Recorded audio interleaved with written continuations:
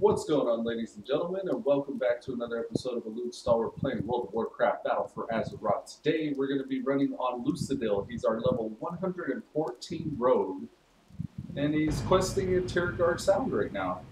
Lucidil's been one of my older characters. He was on the PvP server previously, the Zulahead PvP server, but since the implementation of Battle for Azeroth, PvP has really been optional. You can toggle war mode on or off just by visiting the capital city, depending on your faction. If you're Alliance, you just go to Stormwind. If you're Horde, you go to Orgrimmar. That's actually to toggle it off, come to think of it. To toggle it on, I think you could just go in any inn, or it's vice versa. It is actually your capital city to toggle it on, and then any inn or any rested area to toggle it off. So yeah, it's kind of cool. You get a couple extra abilities for toggling war mode on, and you get your PvP trinket. But the XP bonus, I guess, is the main reason why you do it. You get a 20% increased XP bonus if you go war mode version.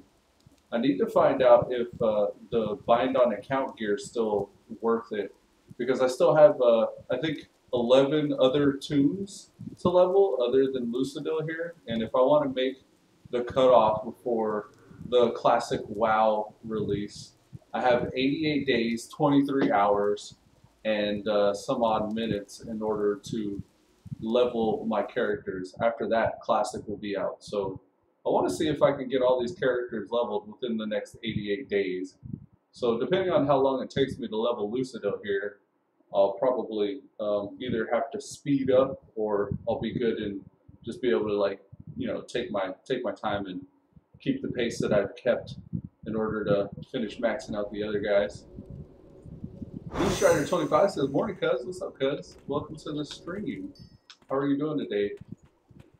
I'm level on Lucidil here, and trying to, I don't know if you caught that, I'm trying to level all my alts before Classic comes out. Look, it's a dwarf pirate. She's a dwarf pirate, carrying TNT. Nice. That's a pretty cool mod. I have many lucky dudes. Yeah, You it's my mod. I have just the thing, Wanderer. I have an eye patch pirate. May your feet find good trail. What the hell? What's up with my hat? Oh, okay, there we go. Doing good. You're starting up early this day. How are you?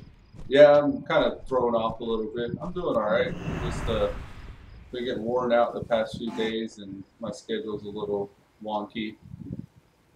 But trying to get into a routine here. I'm doing all right otherwise. Been moving for like the past week or so. We got an apartment, so we had to pack up the old RV. We're probably going to be parking it in storage here pretty soon. We got like, let's see, the 30th. We got like, I don't know, a couple weeks before we got to move it, but yeah, been doing that. I'm gonna wore out. But we're doing all right. I want to just try to get my streaming back down. Try to get my schedule all honed in. Yeah, worn out. Toting and throwing mainly. Cut the grass over there. It's like 3 acres of land. I probably did 1.5 acres yesterday with just like a push mower. Well, actually that was the day before yesterday, so I still haven't even fully recovered from that. Lifting heavy boxes and moving furniture, and yesterday I went by the RV, and there was like the electricity got shut off already, so I was sweeping and mopping it out and everything, and wiping down the refrigerator, and it was all hot, so I was sweating. But yeah, I mean, I think probably like 3 or 4 days or so I'll be fully recovered again. The shirt says, "Oh wow, that sucks." I was excited, man. I'm just ready to move. It's all worth it in the end. I'm like moonwalking in place here for some reason. I think I might be BC or something. Ah, come on. Yeah, I got this Sony Vegas Pro. I keep on sitting down trying to edit a video, and I'm figuring things out. Like my intro here, I've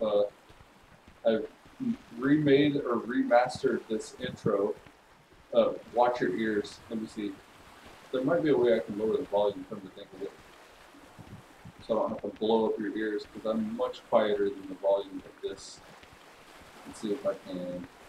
Gain, noise gate, video delay. I don't know how I would. How would I lower the volume of just this? Compressor? Gain? Maybe gain. I don't know. Nah, I won't do it to you. I've remastered this intro here.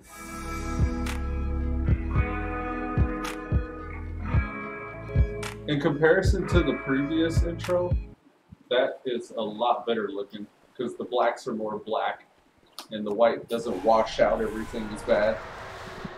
This is that Sony Vegas Pro. It was on Humble Bundle. I got it whenever I picked up GTA 5. It was like 25 bucks, and that type of software is usually like $400. So I was pretty stoked to get that. I guess since that was 15, I think they got like 16 or 17 out now.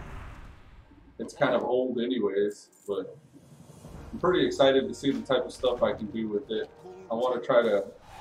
Initially, I was going to do that Stalwart Vanguard channel with all the illegal WoW stuff and like private server and music streams and everything on that channel, but I actually think I'm going to just take a lot of the videos that I have here on the Elude Stalwart channel and transition some polished, edited videos over to the Stalwart Vanguard channel. I figured that'd probably be smarter than... Because I've already got all the illegal WoW and music streams and all that shit on this channel, so I can probably create some healthy separation from that and some of my fully legit videos. I want to edit and chop out like all the dead air of me running around not doing anything or just like mouth breathing or AFK and stuff like that into just some polished videos on that other channel. Supposedly there's Evermoss here. I'm not seeing it. Blue Strider says, both WoWs have been DCing since the second stress test, both modern and beta. It looks good, sounds smoother, but the sound of it. Yeah, the sound of it, I took a clip of a music video, or yeah, it was a song from Spotify that I had, and I need to figure out how I can get that to sound more like a repeating loop. Right now I have it kind of janky where it just cuts off.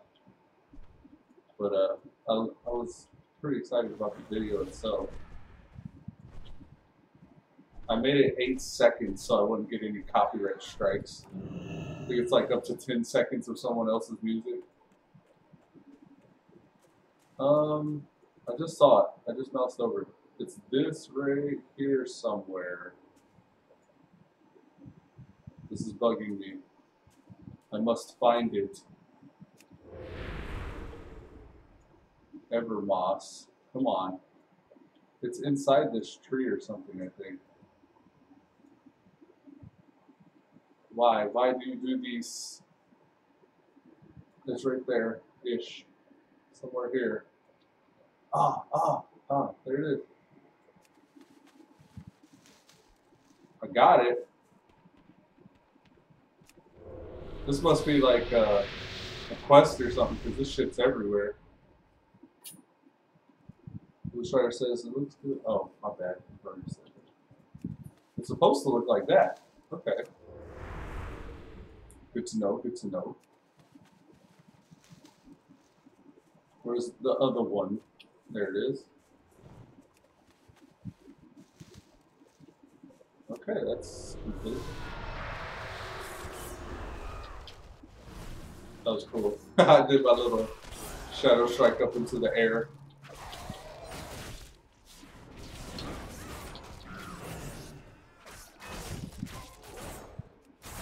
It's Warlords of Draenor time walking.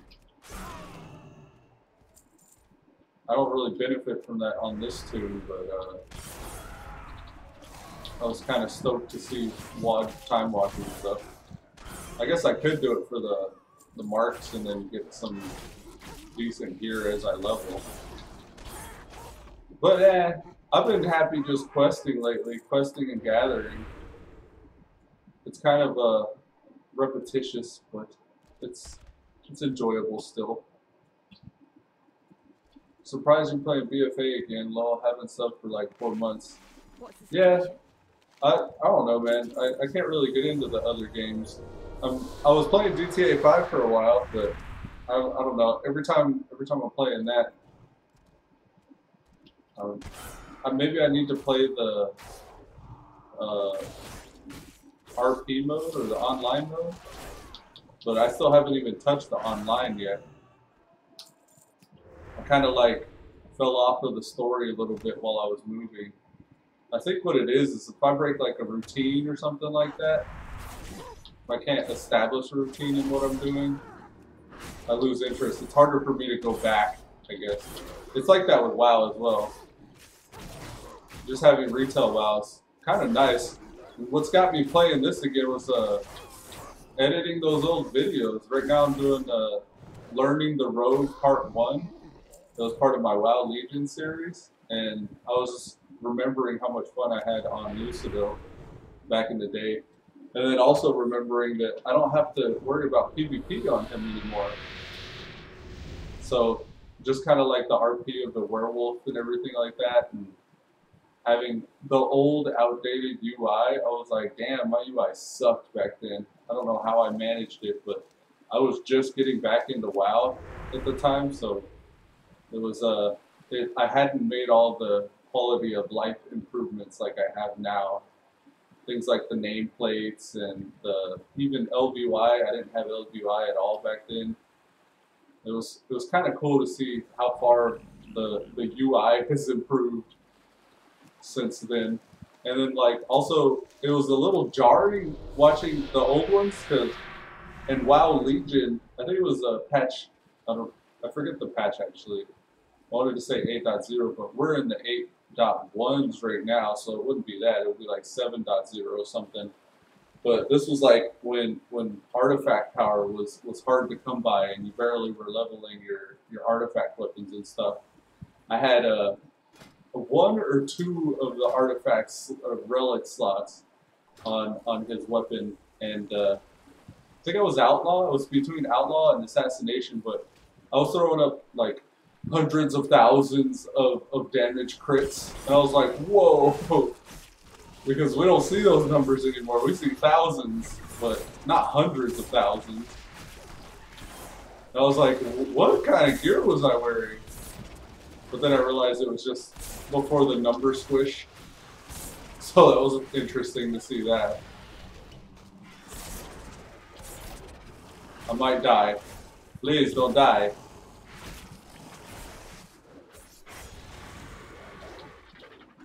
But yeah, I think that's what got me into it. That's what made me kind of fall off the other games. Just seeing how much fun I was having on those. Let's take this guy out. That was rough. Get it? Pun intended. Rough. Lucidil. Dog.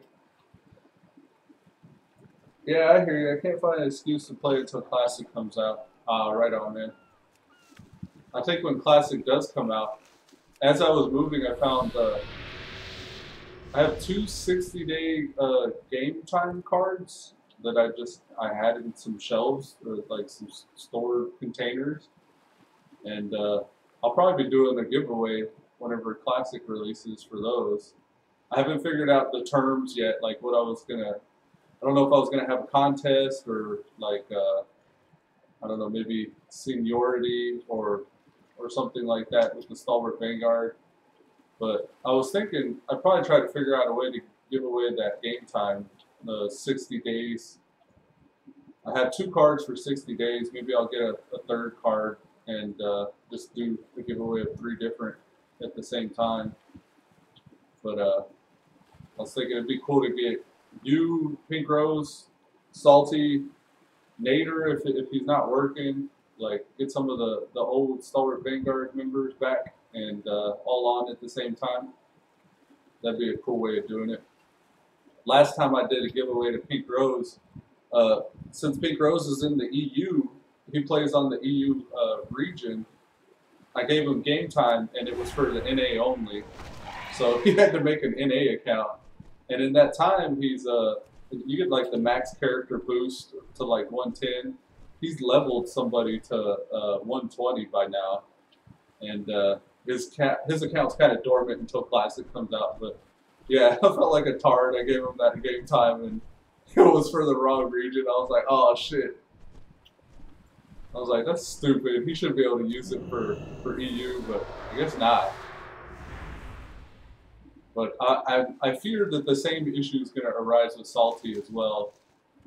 I know Nader plays on NA, but he doesn't play WoW very consistently. It was cool whenever I was doing Diablo for a little bit. I went back to Diablo 3, and I was able to do an episode with Nader. Our schedules finally lined up again, and we were able to do something. But yeah, I kind of miss the old Stalwart Vanguard guys. I'm trying to get some new guys coming too, but as I game hop, I get different community members interested from like different games, and I don't go back to those games, so I think those guys stopped viewing. The Shire says, wow, that's stretch rough. Oh, that's a stretch rough right on. Laugh my ass off, but it was a good excuse to play together. But it depends on how they do the Classic servers too. Yeah, I think they're still going to have that old prestige of gated server communities. Oh shit! I didn't see that Horde character, the elite guard there. I guess I ran up on a town. I saw that scrapper. I think I subconsciously started making my way towards it. Whoopsie daisy. As soon as I was flagged, my death from above ability activated. That's my PvP.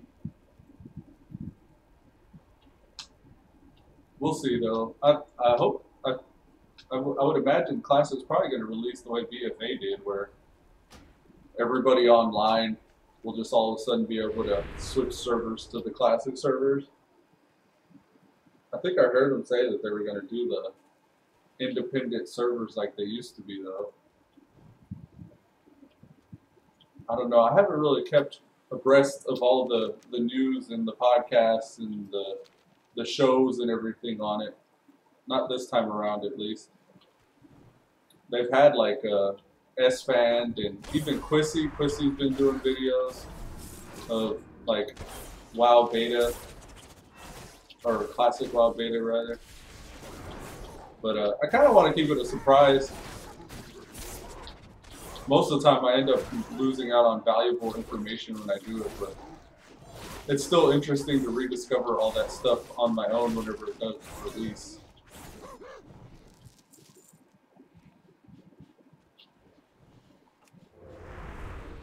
Alright, so it looks like I'm rescuing these guys and slaying these guys.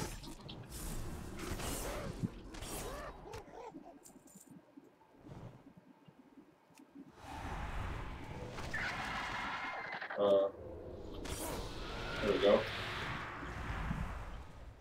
Come down here, I can't reach. There we go.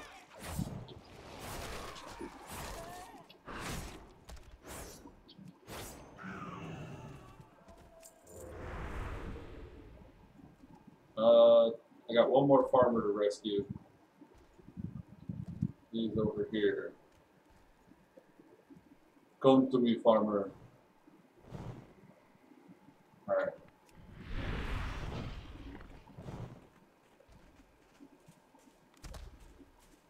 There's nothing new except layering of servers. Just make sure you keep a prize for the early name placeholder.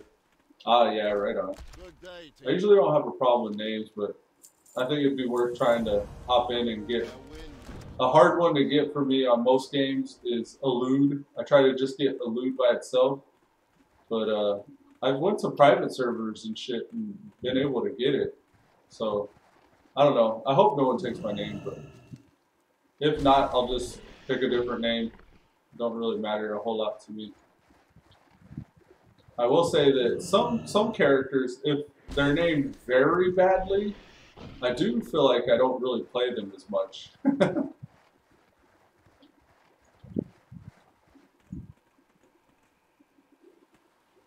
Alright, let's see.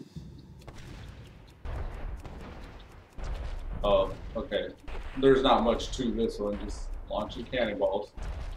Infinite cannonballs. Same, bad names equals no love. Yeah, pretty much.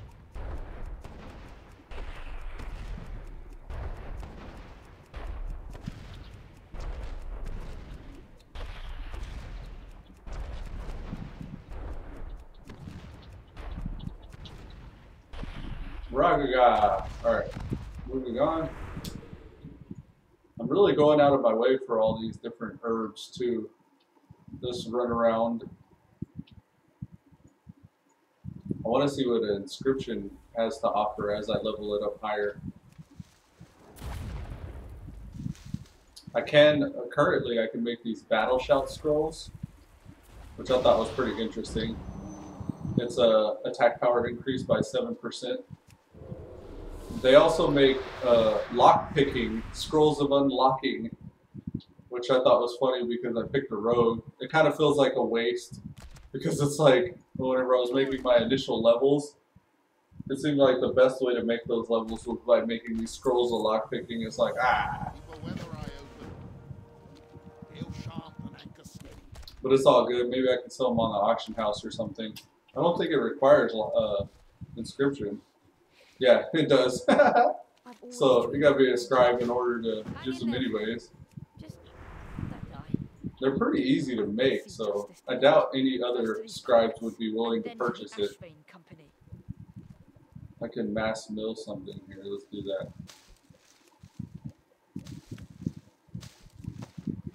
Let's see what we can craft. Maybe we can craft some stuff right now. So pretty much the options I have is Tome of the Quiet Mind, so on the fly respects, Battle Shout, Fortitude, and Intellect. If I have like a large overflow, I'll make a Fortitude as well, but I'm prioritizing Battle Shout at the moment. I currently don't have any left after buffing myself with this one.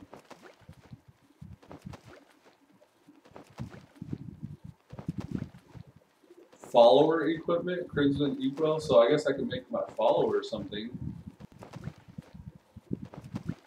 Equip the champion grants chance to bring back ink from successful missions. Huh. Oh, okay. It takes expulsum though, and hydropores. Interesting. Then I got these Legion ones. This is a Dark Moon Fair thing. Oh, okay. Glyph of Arachnophobia. Oh, I can make glyphs from previous. This is like OG stuff. I must have this in my bank.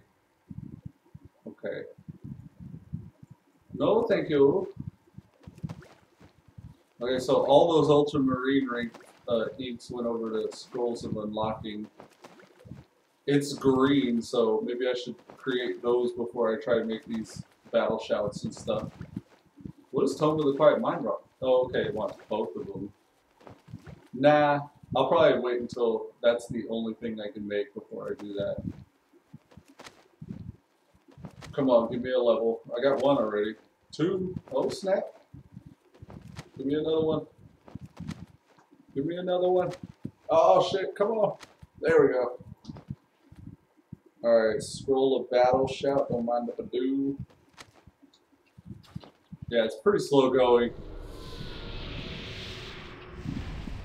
Alright, where are we headed next? Down in this corner. I'm trying to do all of Tier Guard. I know it gives a lot of 7th Legion rep. Maybe Lucidil will be my 7th Legion rep ally character.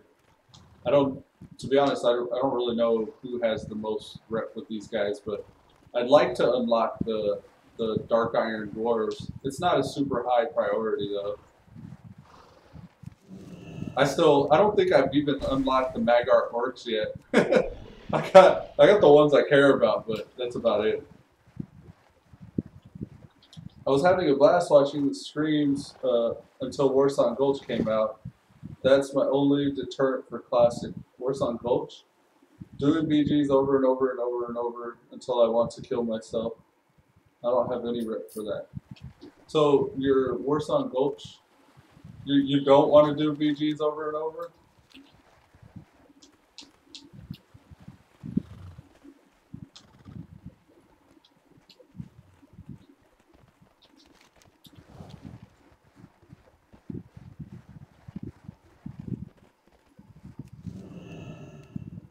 Yeah, give me that winter's kiss. I always hear that little sound go off and think I get frozen. We're subtlety specs, so we don't take hardly any fall damage. Oh, we took some.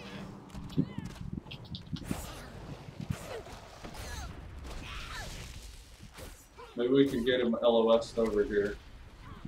Come to me. Little bit. Not really worth the time I wasted trying to get him over there, I think.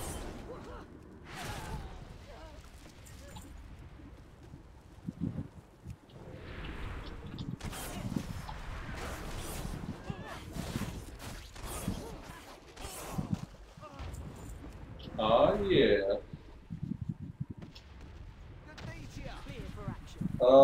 I'm supposed to... Okay, there we go.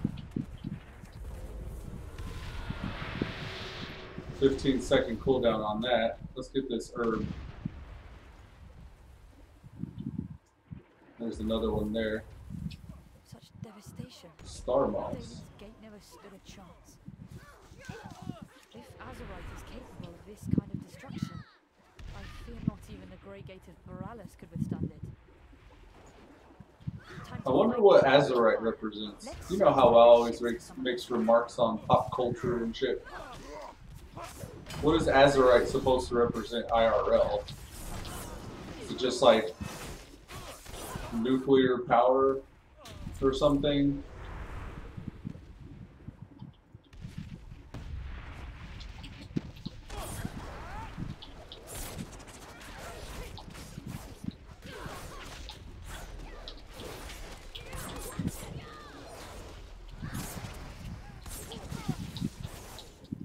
Blue Strider said, that was the grind I didn't like. I was glad when they moved away from BG rep to buy gear.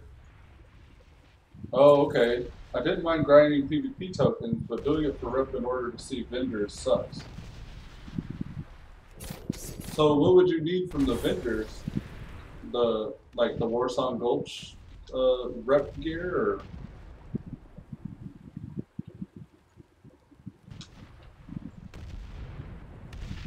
They had the ranks as well, having those old ranks. I want to see if I can get above Stone Guard whenever it comes out, because I think the highest I made was Stone Guard. That was my very first WoW account. Actually, whenever I started really playing WoW pretty hardcore, I started a new account. I didn't know things like the old PvP titles would go away and shit at the time. And I don't think I was ever able to recover that other account.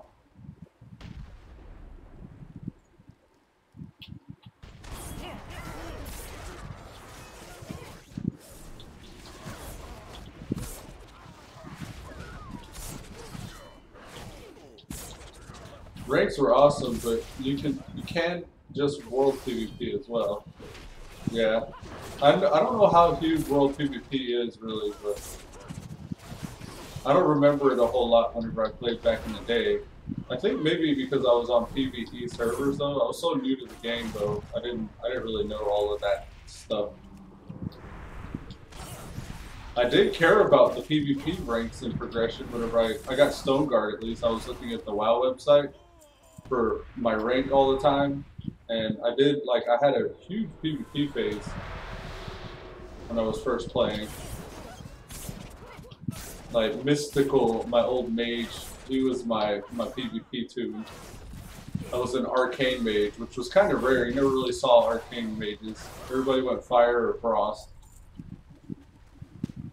So I thought I was like unique and stuff.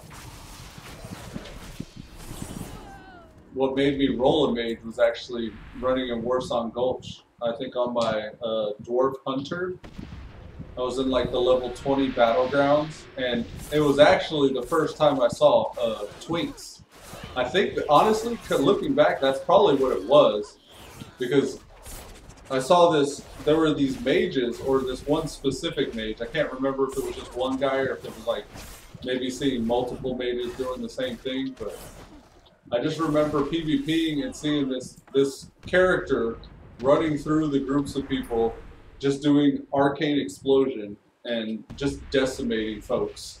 Like everybody was dying when this guy was doing that shit. Because I guess now thinking back, he probably had like increased spell power gear or something like that. He was tweaked out and he would just wreck people with his arcane explosion. I was like, how the hell is he doing that? He was like running around. He didn't have to stop and cast. He was just like on the go, dropping people.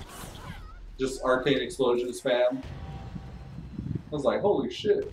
And I leveled a mage. Because I later found out like they can make their own food and water and like all the perks and everything.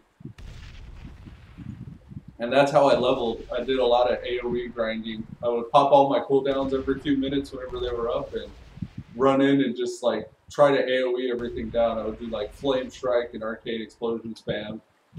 And I would either like come by barely scraping by with like a few hit points at the end of the pull after having killed like 3 or 4 mobs, or I would die. I would die very frequently on that guy. I remember dying a lot.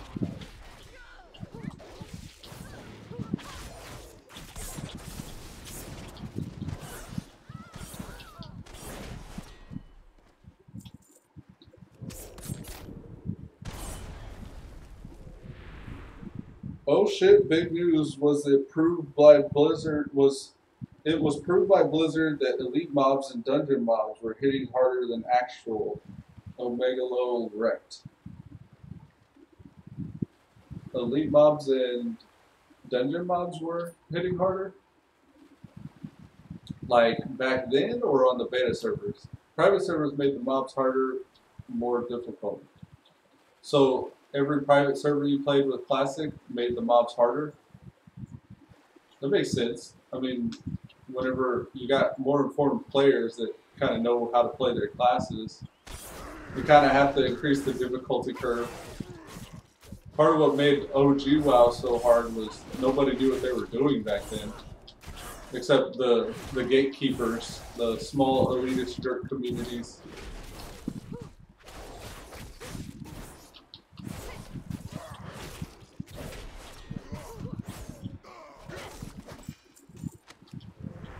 I wonder if it's going to be like before when we played the game, it was like playing the game on hard mode because we didn't know a whole lot about the game. And now it's probably going to be like turning on the cheat codes and going back and playing the game. Being able to min-max your characters and stack the proper gear and know like mechanics and dungeons. Because if that's the case, it probably won't be very as much as people think it used to be.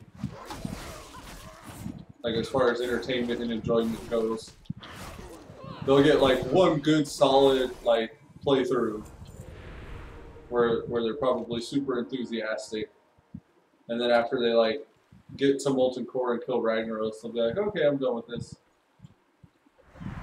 I think the PvP guys will probably be interested though, because class balancing and all that shit, back before all the classes were kind of the same meta class. But you'll probably start seeing the beam characters show up, like all the Fury Warriors with their one button, one shot macros, and the Pyro Mages.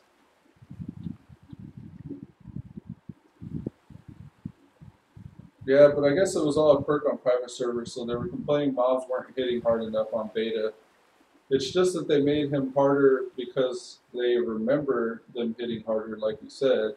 That's exactly it. We know how to play the game now. Well, preaching OG players, and the non-believers all say it's awesome. Yeah, I mean that's what's cool now too is like they have that ability to tune it like to where we have more of a genuine experience, even based off of like having that knowledge and everything now. They can actually with level scaling alone, like the way it's been since Legion, like you can really tune these mobs now with whatever tech they're using to kind of like increase with difficulty as the player's leveling. Wow, I just looted Star Moss through this wall. Good day to you.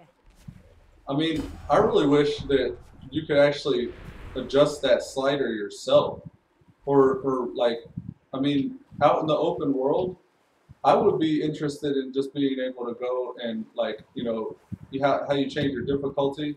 I wish I could just right click my difficulty for questing and stuff, put that shit on Mythic, and then run around doing all this stuff. I mean, it would be there would be more incentive to have an increased reward. Like maybe I wouldn't do it with gear, but maybe like having increased XP from like turning in quests and killing mobs and stuff like that. Like it wouldn't have to be increased gear, but I think that alone would be a really good improvement to even retail. But I think I'd even be interested in seeing that in Classic if there was like some difficulty slider or setting that you could do to where you just made it harder. Because I mean, I was playing Diablo for a long while, that Diablo 3, and that's essentially what they let you do is you go through the game on normal difficulty, or maybe you could get as hard as hard, and then after you beat the game, you unlock harder difficulty. So you go back and play the game again, but this time everything is tankier and everything hits harder. It's just like dungeons, but they had it for like questing out in the open world. I wish they had that for WoW. Because right now, the only way you can kind of get something like that is to pull like 3 or 4 mobs at a time. I mean, I guess you could do it yourself by like making your character naked or something. Maybe if I just like took off my pants and my chest, or just my Azurite gear and tried questing like that, but that doesn't feel as good. Like it doesn't feel as good to have to dress down. Like I wish there was a slider you could. I mean, I think increasing XP would probably solve it because there are a lot of people who would want that. They probably don't enjoy the leveling experience as much. So increasing XP would just help you get through that faster.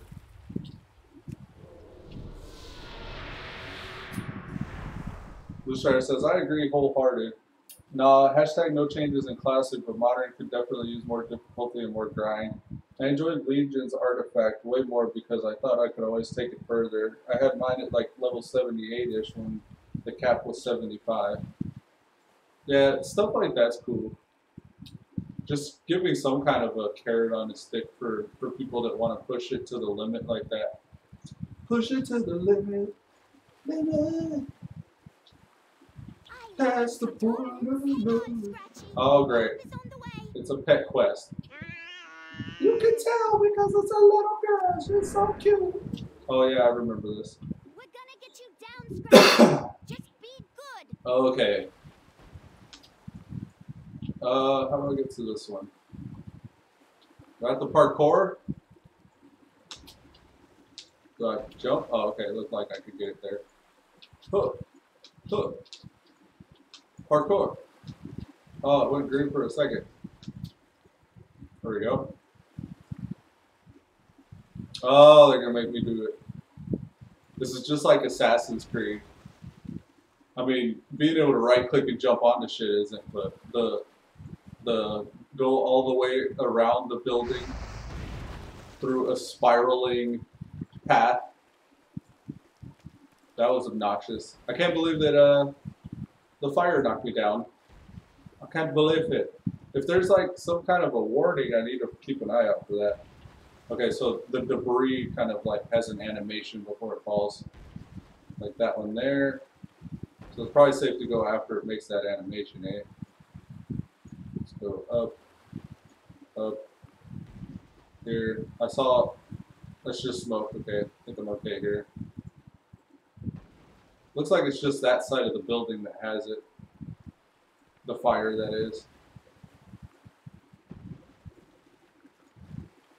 Okay, Scratchy. Bring your ass. Ah! Scratchy! Are you still up there? Meow twice if you can hear me. Meow meow. Daddy, I was surprised that cat two legs. let a But werewolf you pick it only up. got 2 legs. Yay! Thank you. To be fair, it was like one of those internet cats where it's like a chungus chonker cat, where it's like overfed and lazy and probably has depression. Recently, I bought Stormblood on sale for 20. I still haven't played it, but I watched an 8-hour stream on the new classes. It's got me hyped, just can't play. Hi, ya hoser. Oh, yowzer? Hi, yowzer. Is that Inspector Gadget? Yowzer. Go, Gadget, yowzer. Storm's Blood, that's Final Fantasy, right? Is that the recent installment of FFFX?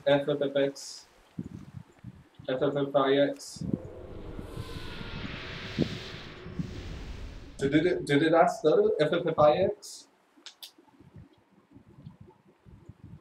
I really like Final Fantasy. I don't know, I think it's my PC. I can't run it at its highest fidelity, so I can't get into it. It's just like Black Desert Online. I'd probably still be playing Black Desert Online if I had the ability to turn it up all the way, graphically, that is. But those games, I got those games in my back pocket for a later date. One day. That's one of the great things, that's actually one of the main things that brought me back to BFA was the fact that this is like a current gen game that runs as smooth as it does, even on my PC, even on my laptop here. I can actually run a game that still looks beautiful, even though I don't have the graphics turned up all the way. There aren't a lot of games like that. I think that's one thing I don't compromise on, I guess, in the games I play. I almost didn't play GTA 5 there for a while because I was jacking around with the graphics on it, trying to find a good little spot to put everything. But honestly, I went into it thinking that I'd be able to play it because it's an older game. It came out around the same time I got this laptop, so I figured I'd be able to run it. And I did kind of find a sweet spot for it, but it does have a little bit of FPS. It's noticeable for me because I play it like a lot of these games I play off stream and then I play while I'm streaming. And while I'm streaming, my system's a little bit more taxed. So I notice a difference in FPS whenever I'm playing on and off like that. In a game like GTA 5, it runs so much better without streaming that I feel like not streaming it a lot. And that's usually the barrier for entry on a lot of the games that I play. If it doesn't run good while I'm streaming it, then I'm less likely to play it. Because I'd rather, like, especially if it's an enjoyable game like Final Fantasy, like, I really love if you could turn the graphics up, like, how good the music is, how good the graphic settings are, the spell effects, the environment, all that stuff's really awesome on that game. And not being able to share that while I'm enjoying it it's kind of like, I feel like I'm missing something. I don't like to feel like I'm missing something like that. Blue Shark says, yeah, lol, FFFFS. They got an expansion coming at the end of June. Did you see the vid I posted in Discord? No, I haven't. They got a Gunblade tank. Gunblade, I remember that right before I stopped playing the Gunblade. Was a class. GTA 5 looks like shit when I watched Amaranth play RP, which those players take it too seriously.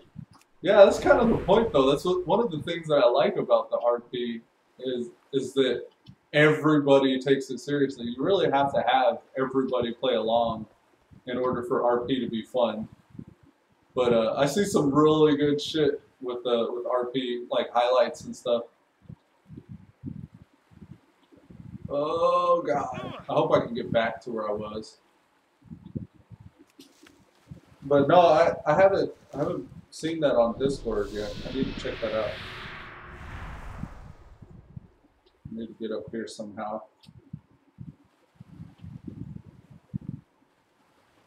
Oof. These'll do nicely. Okay. Let's get clear of the ship and give them a try. It's got to update apparently, so I'm updating Discord at the moment. I fell out. It's good fun, but she was working in a warehouse where there's a foreman, had no pants, but it was legit. That's what I loved about Rust. Back in the day when Rust was still in its very early beta, or maybe it was alpha, my brother and I were playing Rust. And whenever you played on Rust, it was like that. It was voice proximity RP. And that's one of my favorite things whenever we have proximity chat in a game and people are role playing, it becomes that much more immersive. And having that proximity chat in Rust, we did a lot of no pants banditing, we called it, where everybody take off their pants and then we'd get this massive horde of people together. We'd be rolling 20 plus deep and we'd just run around the map. And it was the same map in every game, so you kind of knew where stuff was, so you knew where to find people. And we get to a point to where we could unlock the highest armor was like Kevlar, and we'd get M16s because they had rifles. And we'd all run around with all this Kevlar and M16s, but no pants. And it was interesting because all the Kevlar was like black, so it looked like you wore like a black leather like shirt, but that was like Kevlar, and then we all matched. So we were running around with no pants, and in Rust, like, it's an adult game, so we all got our dicks out, and we're like butt naked, and from the waist down, and we were going holding people at gunpoint, pretty much saying either join us or we kill you right here. And if you die on Rust, then you start back in the starting zone or randomly on the map with no gear, no food, nothing. And you're very vulnerable in Rust if you don't have any of that shit. So we were essentially taking like 3 to 4 hours of progression away from people if they didn't join our no pants banditing raid. And a lot of the times they would say yes. They'd take off their pants. And then they would join the cause, and we'd run around no pants banditing more people. Every once in a while, you got one guy, one crazy ass mofo that was like wanting to do like favors for us, so we wouldn't kill him. But he didn't want to join, like he was in the middle of progression, and it was really just on like just the group's kind of hive mind, collective mentality to either allow it or execute him on the spot. We met a lot of interesting players like that, though. It's just funny seeing people's imagination in those situations, like where they go with it and what they end up doing. And I imagine GTA has a lot of that. Yeah, it was funny seeing Blue Productions, my brother, getting into that game. He would be like up in the middle of the night, everybody would be sleeping or something. And he'd be sitting there on the couch and he'd be like, "Oh shit, that foe got me." He's just like screaming at the top of his lungs, and I'd wake up like, "Damn, he's playing it right now." Like, "Damn, you're really loud." He had his headphones turned up so he's like fully immersed.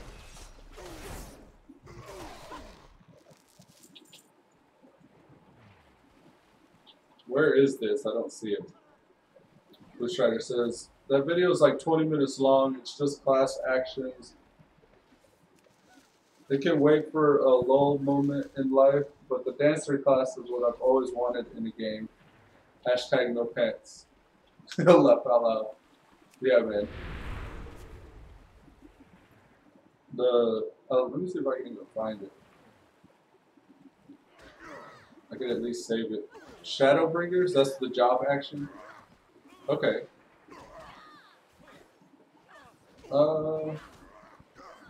Just saw this. Why in heaven they got magic bullets reset? Regular Desert Eagle 50 is a little more epic.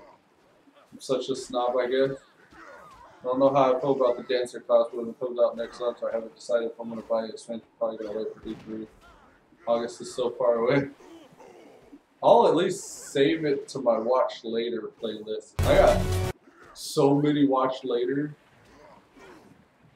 As I've been moving, like I get little periods of downtime, and I'll add another video to my playlist.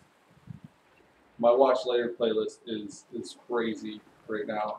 I got a lot of many hours of things to catch up on. Something happened with quantum computers lately. I think I got a couple of videos on quantum computers. Something with the technology. They had like some sort of a breakthrough. CRISPR, they got a new gene editing video that I wanted to check out as well.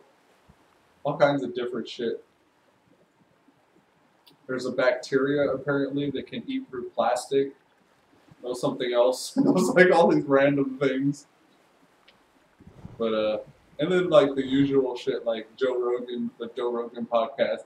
I've been kind of trying to keep up with that. If it's like somebody interesting, I always put it on in the background while I'm doing whatever I'm doing. He recently had a Cheech on, or Chong rather. He had Tommy Chong on.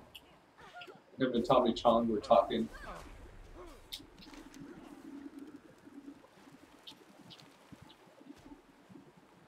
What am I supposed to be doing here? The Plunder Runner Bomb. Let's go. There's like enemies everywhere around here.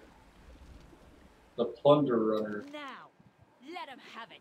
I was trying to get an add-on for questing, but maybe I should have gave him more of a chance. But the ones I was downloading were just like follow this path to get to max level the fastest add-ons. And I was like, no, well, I want to complete this zone, and I think there are quest completionist like add-ons, but I would have to figure out which one that was.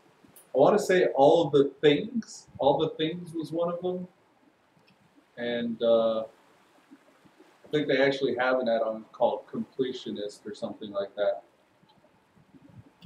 Is there something I'm supposed to use here? Pearl Flask. Is this it? No. Gotta read the quest text. When they hit us back twice as hard. Help Terror destroy the pirate ships. The Plunder Runner bombed. Time to hit back. I don't understand. I've trained my whole life for this. They're like explosives I gotta detonate. Maybe I need to go below deck. Why? What do you want from me? Righteous retribution. Bombed? What do I... Usually there's an item. Potion to turn you into a plant. Let's organize this.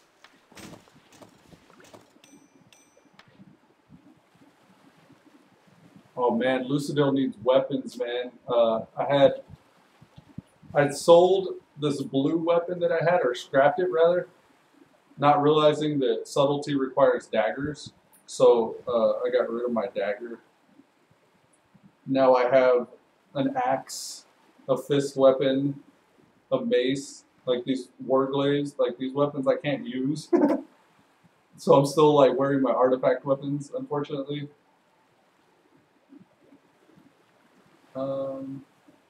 There's a gold strongbox. Oh, I must have PvP'd recently. I think it is that Vulperia thing, right? But I don't know where I'm supposed to use it exactly. Where did it go? Is it consumable? Did I waste it? Oh, shit. I don't know. I gotta bomb this area somehow. So when you finish the move, you're gonna get back to streaming daily? Yeah, I've been trying to stream daily as it's been, but I haven't quite had the chance. I didn't realize I didn't have my countdown going. I have my classic countdown in the bottom left there. The meaning to broadcast. Whoops. Okay, so Wowhead. Wowged. let's type proper wowhead. Righteous retribution. Lol, last year on the 6th boss, I had to go rogue for PRG, and my daggers were like emissary daggers that I had for RNG was 3rd DPS. Oh wow. Daggers or weapons in general, they used to matter so much for your damage. Now I guess maybe your Heart of Azeroth helps boost what you're lacking with anything else. Alright, to get Azerite bombs, travel to this spot. There's a ship with a crate on its deck. Has got the bombs, get down to the shore, take some distance, action button appears, destroy the ship, next destination, point right, blood wave, blah blah blah. Tom waypoints. Maybe I could just do this. Let's try waypoints. Fuck. That didn't work the way I thought it would. Okay. Well, they say for the bombs, it's 55, 68 almost. 55, 68. So they're like over here. Maybe up on this ledge here. Get off that tree.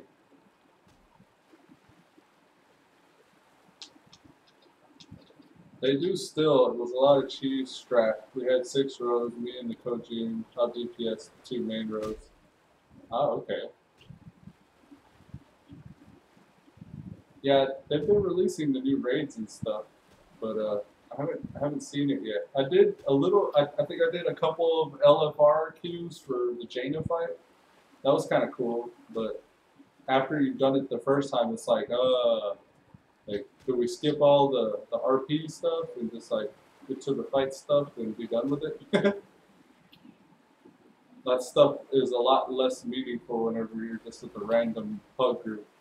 Now I could imagine that being pretty epic if you were with your progression folks. I really miss raiding not being something that everybody had access to. I cared about it a lot more when it wasn't something that everybody could see regardless. Now that it's something everybody could see regardless, like if you could just hop in an LFR group and essentially just AFK and see like the fight, or just like die instantly or stand in the shit and still see like all the fight and everything like that, it's like, I don't know, something about that being possible sucks the fun out for me. I remember some of my favorite times raiding was before the LFR stuff was implemented. When I would see that stuff for the first time with a guild, and I would have to have a guild if I ever wanted to see that stuff. Now, I still like hopped around from guild to guild back then, but I at least stuck with a guild long enough to get to the progression point where we would, like, you know, be beating our face against the keyboard every week for months trying to get past this one boss. And in a few guilds, we would actually get past that one boss. But if it was like a guild where we never got past that one boss, then it didn't take very much longer for me to kind of lose interest and try to move on to either a different character or a different guild.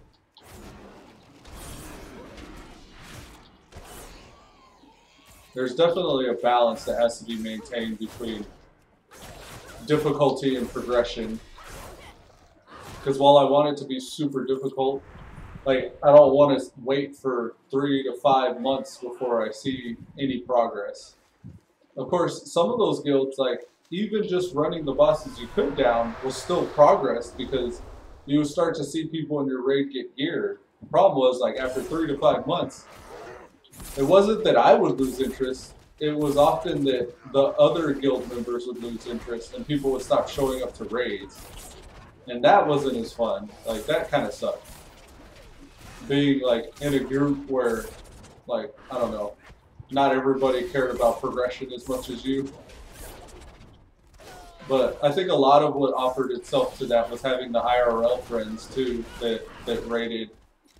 If I had, like, a good IRL friend like Joey or Woody or, like, you know, any of the other guys that I used to play with, then it was a lot more enjoyable to try to push that progression because then we could talk about it at work all the next day.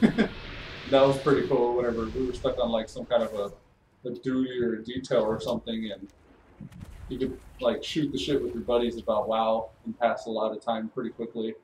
And then you just like were so excited to get back and play that night with the guy that you were just talking to all day. So that was, I think, a lot of the dynamic that offered itself to what was so fun about raiding back then for me was that.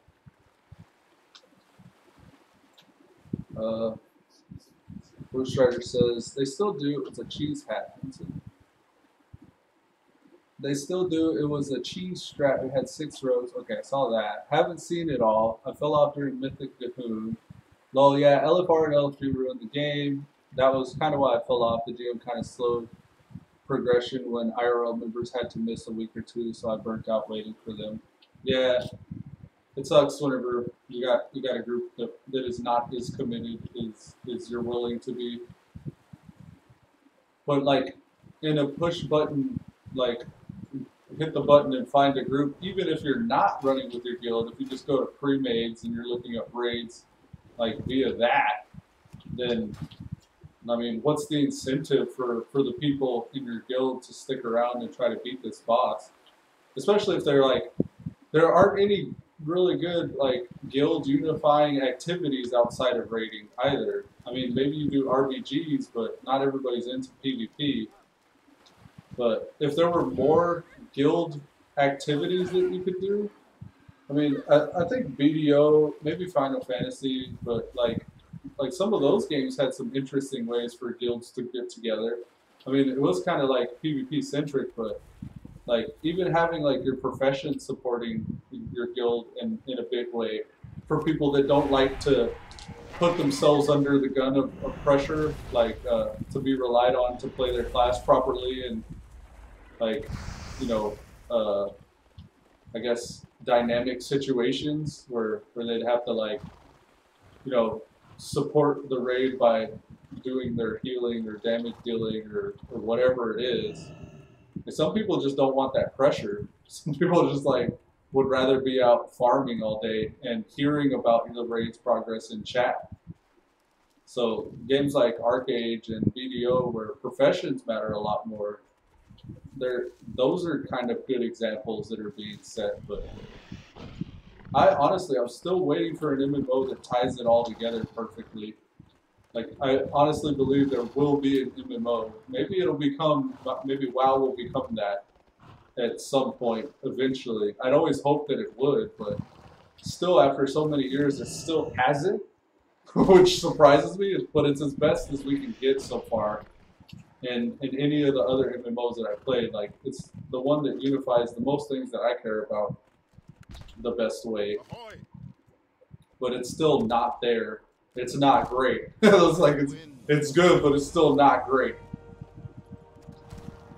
But I keep on hoping like all these different examples of MMOs that we're getting will at least contribute to that happening one day. I mean, it would be nice if that were ever the case, but honestly, I can't put my finger on it most of the time, like what that even is or what I even want out of an MMO. I just hope it happens one day, though.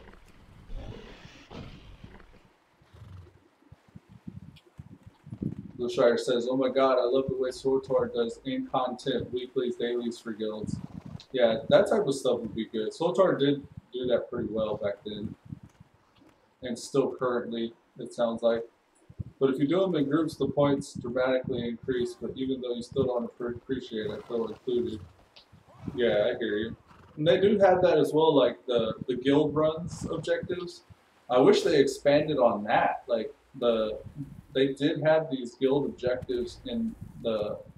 I'm not currently guilded right now, but like they had the you know, like the Phoenix mount, the Dark Phoenix mount, and the guild perks that you would get, like the heirloom gear and all that stuff for cooperating with your guild members to unlock those. But once it became commonplace, it was never expanded upon. Like they just kind of left it at that. They never continued to add more to that system, unless they have, and I just haven't noticed. But It seemed like they just kind of left that back in Cataclysm, like that type of guild-centric focused objectives.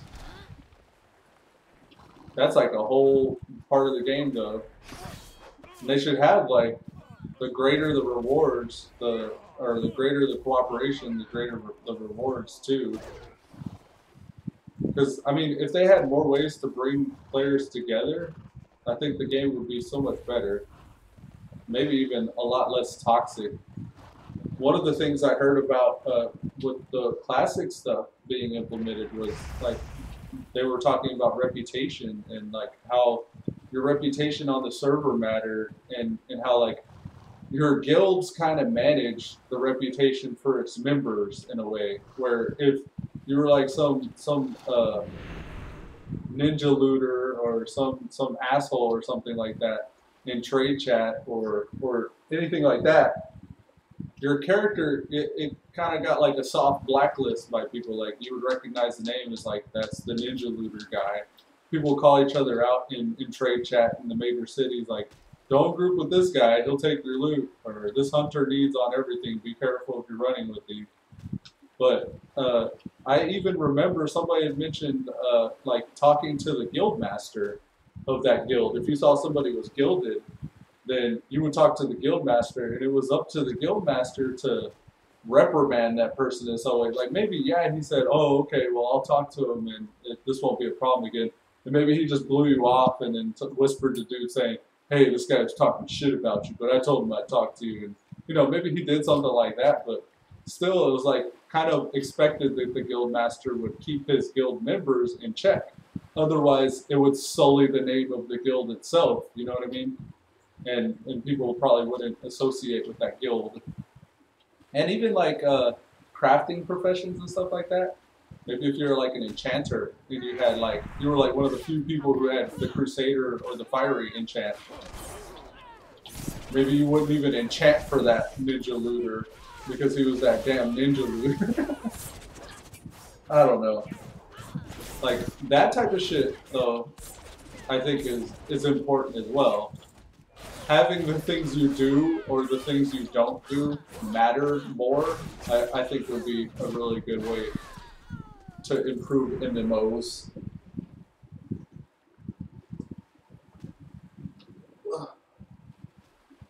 Bushfire says it kind of makes you participate even though I play solo most of the time.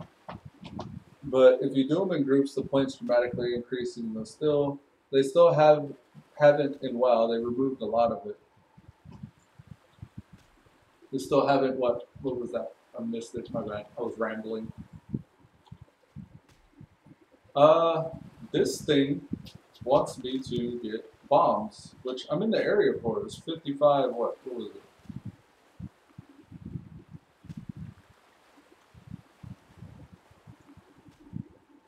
55, 67, or 68. Okay, so go to the first one, Azurite bombs, and then go to the second one to drop the bombs. 55, 68. 55, 68. Is that over here? Are you for real?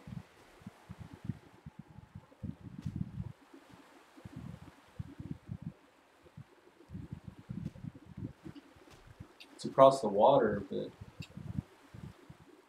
Right here. Can I add a waypoint? No.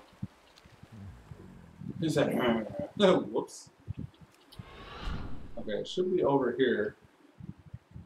Apparently in the water. Oh, was I spraying on water? I didn't know that was a thing. I mean, I remember it being a thing, but I didn't know it was still a thing. Shit's not working. It's telling me way the fuck off this way. Why is 55 changing? Okay, well, I'll listen to what it says and head way the hell off this way, I guess. Get off of me! Alright, break. Gather around. Meet your demise, if you must.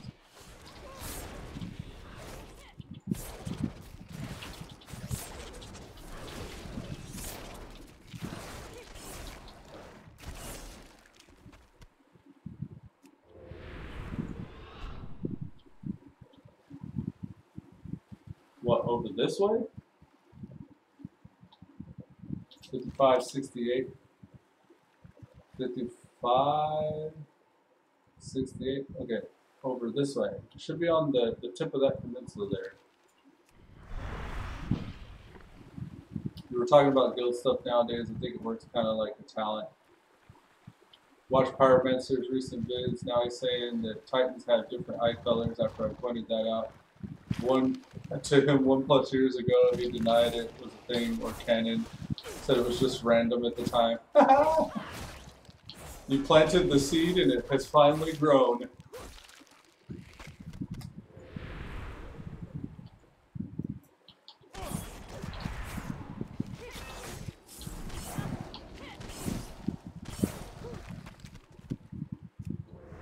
So they're supposed to be azurite bombs. Were they in the water?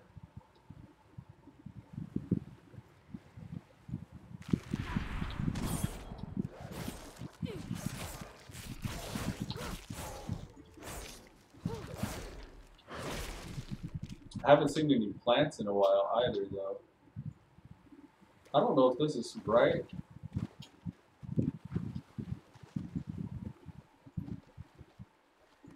Some graveyard. 55. See, now it's saying 55 is over here. 68. This is something wrong with my...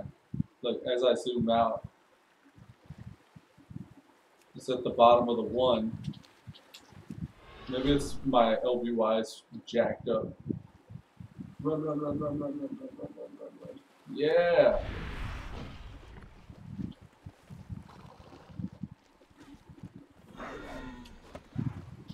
Okay. Here-ish.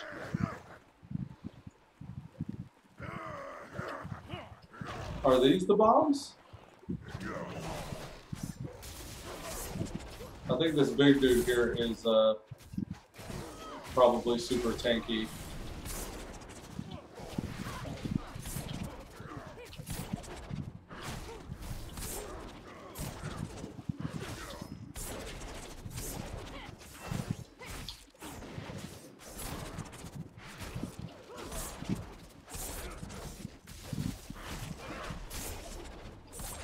I see bombs there, but they're not clickable.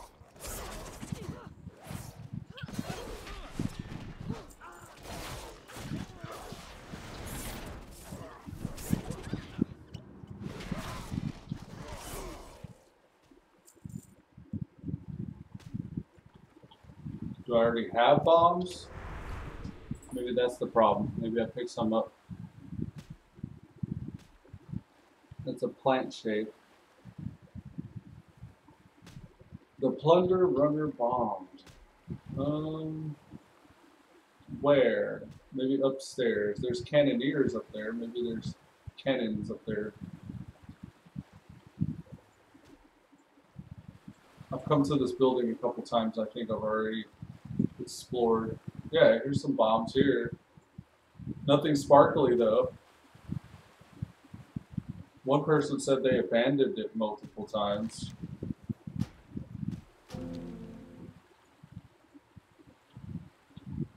Whoops. She just disappeared. Oh, God. Okay. Here in spirit. Screw that quest. We don't need all of them. LMI, try reading the quest for it. Yeah, I did earlier. It didn't say anything. Nothing about where to get the bombs or anything like that. It just had RP. Fuck all the things. All the things that add on, you don't like it?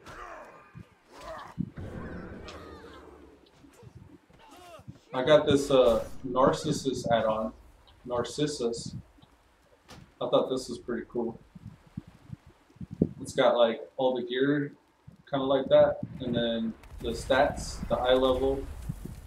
I kind of like this thing. It shows you your stat distribution, kind of like Final Fantasy, how they're allocated. This was pretty even. Like they were almost just a perfect right angle, 90 degrees from haste, crit strike to mastery. But I've recently, I guess, got more mastery and more haste than. Yeah, that's kind of cool. Eventually, as I go AFK, a little model will appear behind here as well. Switch to alias.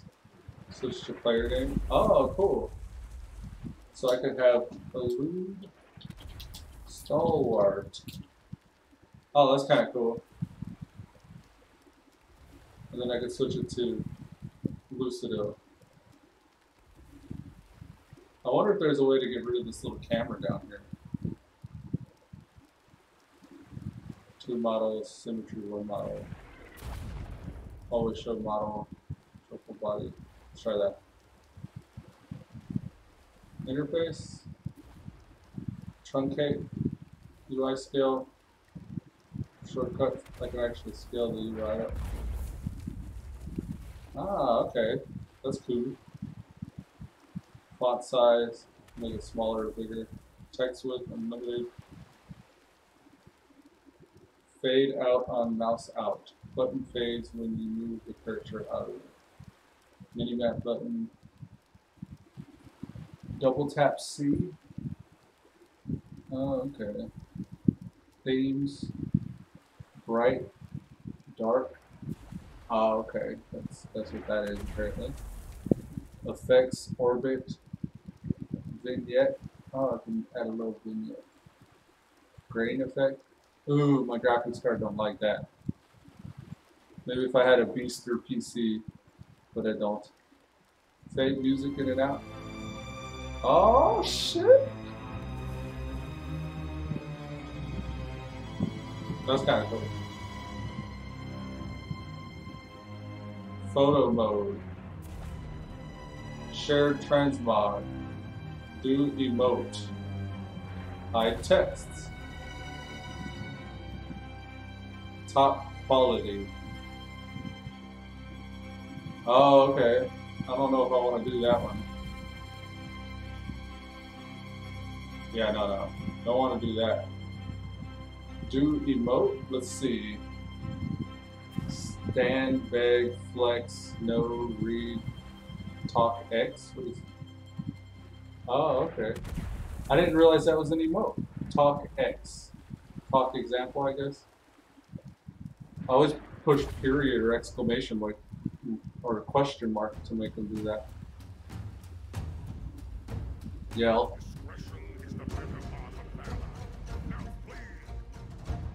Discretion is the better part of valor. Now flee. Bow. Kneel. Lay down. Cower. Dancing is kind of whack. Stand. I don't like the wolf's dance.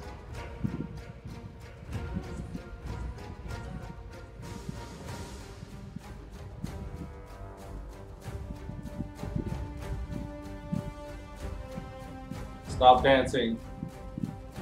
Stand. Roar. Yeah, roar.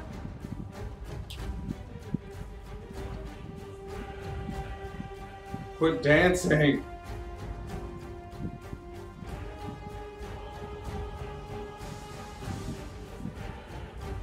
There. Maybe he'll stop dancing.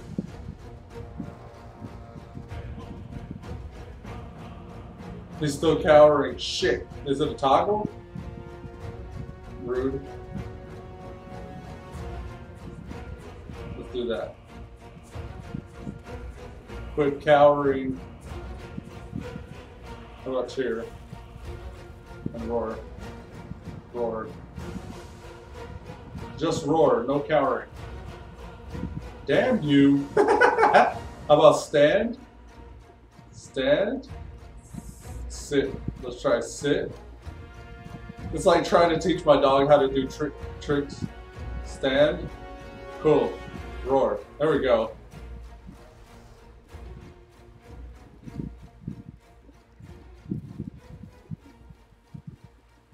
Yeah, yeah.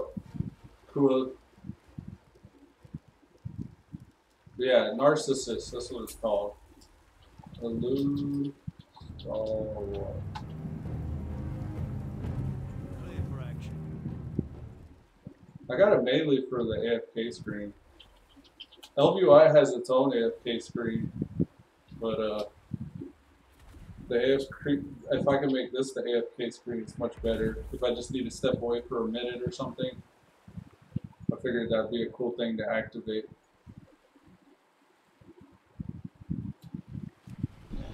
Bruno down, Bruno down, down. Bruno roll over. Yeah, I love that. That was an awesome show. He's like, oh, it's on now. This ain't over.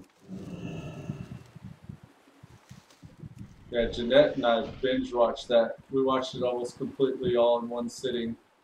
I think it took us just like 2 days to watch them all. We've been watching, I think it's called Queer Eye for the Straight Guy, or it might just be Queer Eye. We've been watching that one lately too. That was pretty good.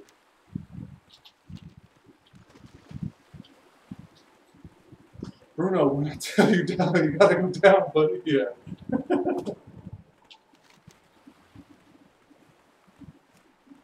That was a really good series. A real diamond in the rough or hidden gem. That dog was ugly too. He had his own poop pills or whatever.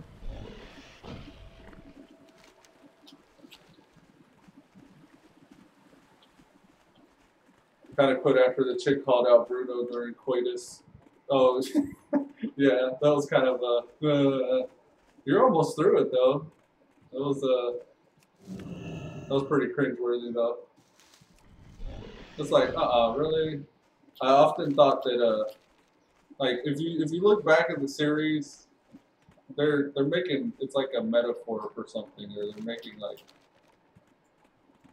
that story comes from something. You can tell that story comes from something else. But they kind of used the dog as a metaphor for whatever it was that they were actually talking about. I like the park ranger. When he's done with the park ranger, it was kind of funny. The links that he goes to try to get his shit like the way he wants it. I like that it's like it feels like that's a real community. Like there's a real neighborhood that all came together to make that show. The only other show I'd seen like that was Trailer Park Boys, and that's pretty hard to watch. It's hard to watch Trailer Park Boys, but I watched them all. I watched even the oldest episodes, and it's pretty hard to watch. I don't know. You gotta have little to no standards to watch Trailer Park Boys, but it's good. I was getting into it. It's like a guilty pleasure of mine. But they came out with an animated series recently, and I just watched all that in one sitting as well. It's those characters, like you could tell that this was just like a trailer park. There was a community of people that lived in a trailer park, and they came together to make that series. And I think that's what attracted me the most about it.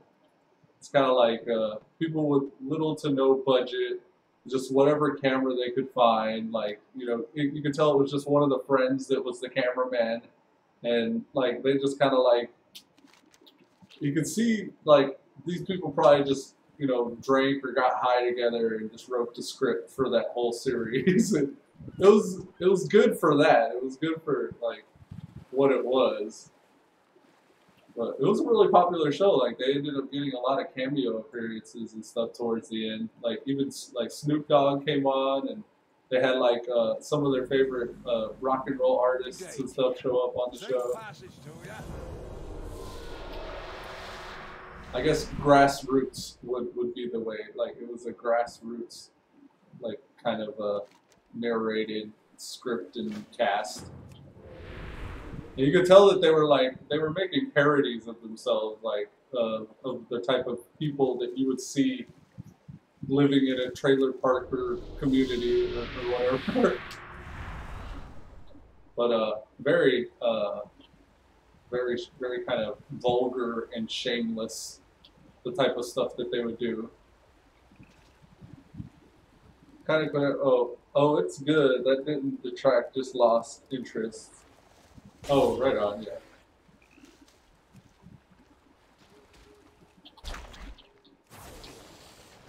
I think everybody knows or has known a fast girl like that.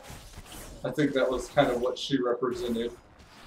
The fast girl that didn't have the main character's best interest at heart like we once believed. The little salsa kid. And the dad. I thought that was kind of cool too. The little salsa boy. Every time he hears music, he's got to dance.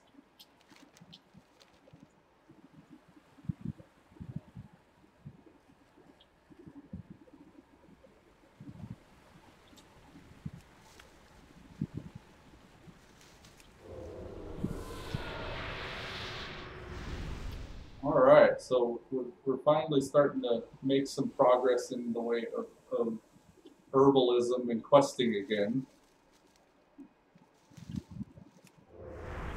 Feel like we're back on track. We got off track back there with that bullshit canyon quest. Welcome to Fizz Springs Resort. Welcome Remember, to this. don't feed the wildlife. Okay. Ooh, a trinket. I need a trinket. Enjoy the resort. This way? Do I have to get this? Volatile string. Okay, so. Whoops. Ah, shit. I didn't see you there, turtle. I think if you stun these guys. Oh, damn. That turtle shell used to be a channel. You could usually stun them out of it, but I guess that's not the case now. Ah, it's an interrupt thing. Okay, I see.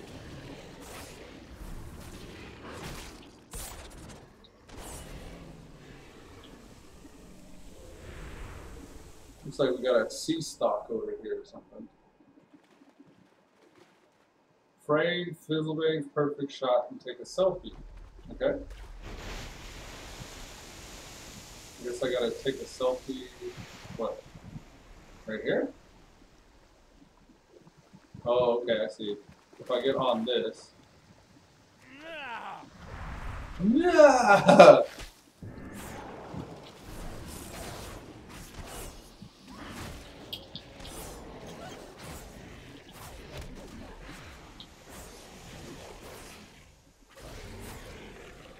Alright, I think it wants me to stand here and take a selfie. Ooh, you ugly schnoz. Let's try that. That's one. That's the geyser capture. Now I need to get the waterfall, a ruined robot. Okay. I gotta capture that wolf. He's asleep right now. Maybe I can get him while he's sleeping. Got him. Okay.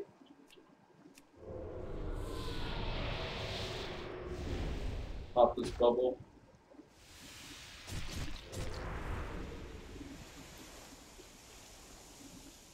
There's a flower over here.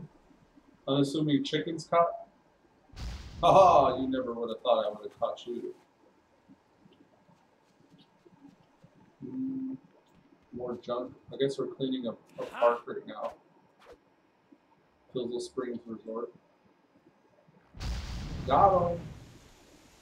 No, don't kill stuff. I thought he was killing the chicken.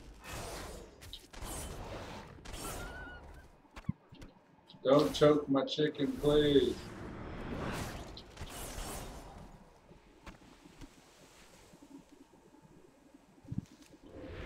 Look, there's another one. Let's, inventory's full. What? Impossible! I need to, probably sell then. I don't remember if I hit a flight path up over here. Is there one close by? No, there really isn't. I don't see any vendors around this area.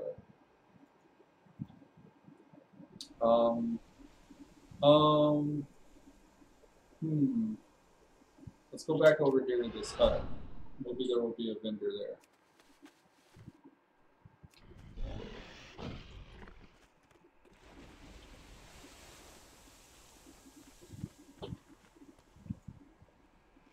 Maybe inside?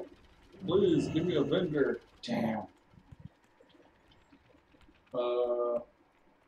Excuse me.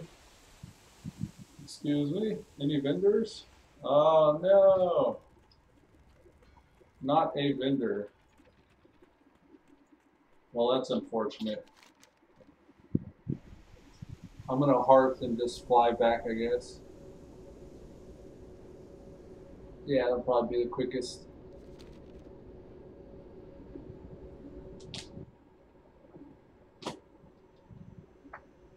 Ugh. Man, my body is trashed. I haven't had a day to recover yet. I keep on telling myself, today I'm just gonna rest. Today, but something comes up. I always have to go totem and throw it some more. I got worried for a little bit because I was starting to like feel my bicep start to, it felt like it was like pinching or tearing or something. And I almost threw out my back yesterday. We had these like window unit ACs. I was trying to take one of those out and it was at an awkward angle and I just felt my back go, hey. I was like, oh shit. I'm just trying to get that shit over with though. I hate being in transition. It's like my kryptonite. Off and away. I need a solid, steady routine. Otherwise I lose my mind. Be seeing you. I don't know. I can't get any more recipes yet, I guess. I still need to craft more. It doesn't help Lucidil that I only have 16 slot bags on him. The cool ways to the sea. Mass Mill Star Moss. Guess we could do that. I think we need to be 75 before we can learn the next thing. We're 2 points off from that. Fancy a cuppa? Fancy a cuppa? Wind in your sails. I don't know what it is. I always hit these whenever I see them over here by the trainers. And I noticed that 1 or 2 towns also has those as well. But by the time I get out to actually questing, these buffs usually have already started to wear off. Okay, so I've milled that. Can I craft anything? No, I don't have. Oh, okay, I need acacia powder and distilled water. A bunch of acacia. Good day. Ah, where did that guy go? He's a wandering scroll traveler guy. He likes to run around. Get over here, Rocco. He doesn't have water. Okay, maybe the trade goods guy. Shall we talk business? Yeah, okay. Distilled water, a bunch. 200 should do. And then this acacia. Acacia? Acacia?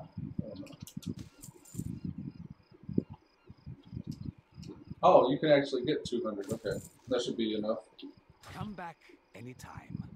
Okay. Now, all the inks are belong to me. Hold on, my RP's off. Alright, here we go. When I'm in town, I gotta be in human mode. I wouldn't want to scare any of the locals away. You're sitting there next to them like, I can't cast that. And then they're like, oh shit, it's a werewolf.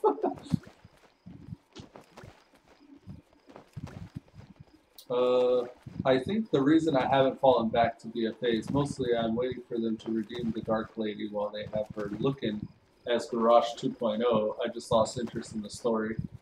Yeah, I saw a post the other day that said something like, I think if WoW has taught us anything in the Burning Crusade, it's that oftentimes you have to put aside your differences to unite against the common enemy. And it showed like all the bosses in the Burning Crusade, like Tempest Keep, or what is it, Lady Veshara and Gruul from Gruul's Lair, and like, you know, all the Burning Crusade raid bosses. What's his name? I'm trying to think of the big red demon kill Jaden. Damn. So like it shows like the Horde and Alliance uniting to kill Jaden. And then it said, if after the Burning Crusade was the next Wrath of the Lich King, oftentimes you find you have to put aside your differences to unite against the common enemy. It showed the Lich King. And then after that, you know, each expansion was like the Shahs in Pandaria. You had to put aside your differences to unite against the common enemy. And then Cataclysm was showing the whole, like, heavy metal orcs. And on. And Legion, it was, you know, fucking, what's his name? The old warlock. But every expansion has the same plot. You're putting aside your differences to unite against the common enemy. Getting old, cuz the story was my go-to reason for keeping the RP in my head to log in every day. Now, I just hate how they show her as an enemy, quote-unquote. Did you see Thrall's debut in the cinematic, or are you avoiding it? I saw the Safe Haven trailer, if that's what you mean. Yeah, he's like, Starfang was like, we don't get to hide. I thought that was kind of funny. Or, not funny, but I thought that was kind of good. I was like, yeah, you don't get to hide, Thrall. It's like, you've already leaded the Horde once. As long as you're alive, it's kind of your responsibility to play your part, at least. Not to lead necessarily, but to still, like, play his part.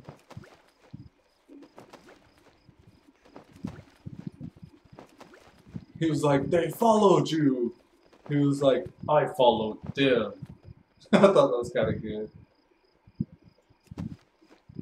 The rogues coming, the shadow rogue, or the rogues coming out of stealth to attack Thrall, I thought was pretty badass. I was like, oh shit, that's cool. That's what I like. I mean, more than anything, I like seeing the spells and the effects and stuff that you see in game all the time come alive, like, cinematically. I think that's my favorite thing. Oi. I think that shit's pretty cool. And even, like, the old movie, whenever the movie came out, like, seeing some of the characters we know in the game and some of the spells and abilities that we know in the game, like, come to life is the most fun.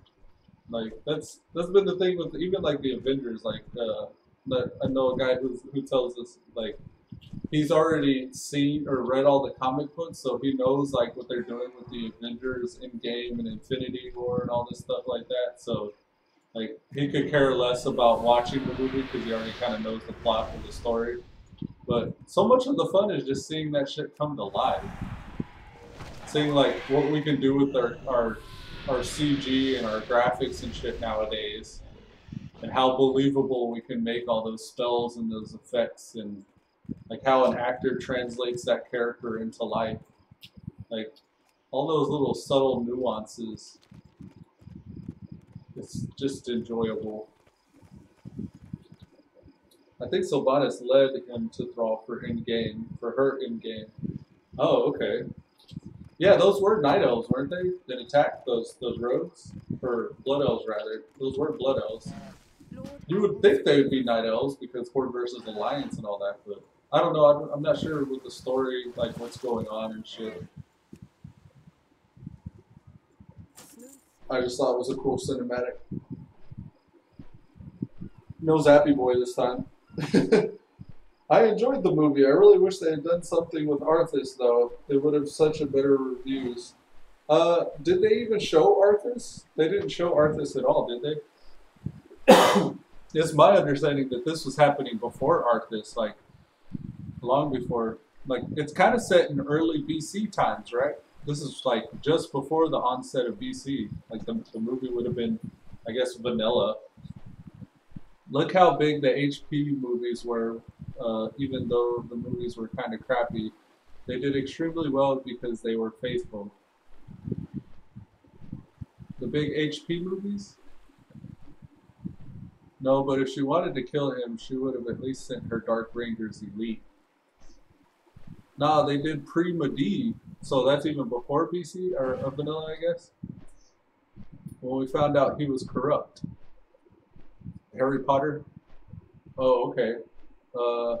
Look how big the Harry Potter movies were, even though they were kind of crappy, they did extremely well because they were faithful.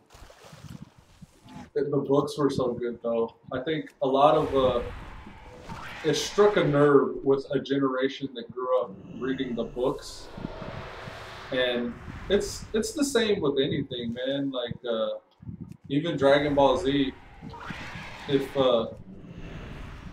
and probably to a certain extent, One Piece and all those other animes as well. These things come out when we're young. We get hooked on them while we're young, and we watch them. And then as we grow in age, like those do. And that's what's interesting is like a lot of these comic book movies and stuff like that are just striking a nerve with people that grew up reading the comic books, and now they're growing and aging and developing as we do. So you get to see them from that new perspective. I call it my new eyes or my fresh eyes. Like I get to see these old movies and TV shows from my newest perspective. Because as you get older, like what you care about changes. How you frame the world and your perceptions and all that. It matures like a wine, I guess. And it's almost like you get to see and experience things from a new point of view or a new perspective.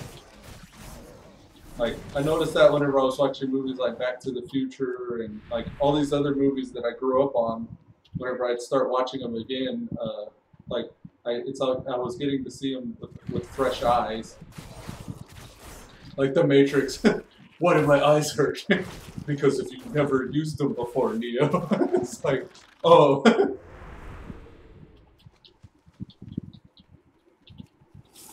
Yeah, I mean, that's the point of it, I think, is even if it wasn't, like, you know, exactly as awesome as it was previously, you still get that different narrative coming back to it now.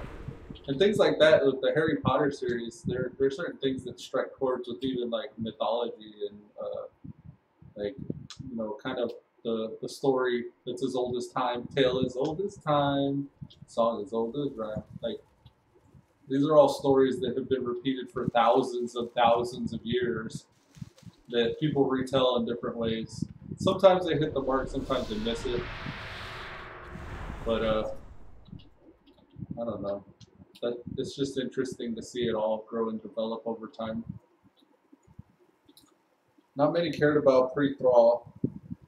Everyone would have known who Arthas was or going to become. It's a missed opportunity. Yeah, maybe. Not many cared about pre-Thaw. I mean, if they did anything pre-classic, it would have been good to see the War of the Ancients and Malfurion and Queen Ashara. I don't know, man. I didn't really understand any of what was going on in that movie, but it was cool seeing all of the stuff that I recognized from the game. But I think that was kind of the point. Maybe it was they wanted to tell a story that nobody knew. Or maybe they wanted to tell a story that not a lot of people knew. So it was like a fresh new experience for everybody that watched it. But I don't know, like, I'd be interested to find out like more about their choice behind like what the timeline was that they were telling and stuff. I mean, it is maybe it's just a game with anticipation and like It seems like a lot of WoW builds anticipation for things. You know, the classic Blizzard trademark, soon, quote unquote.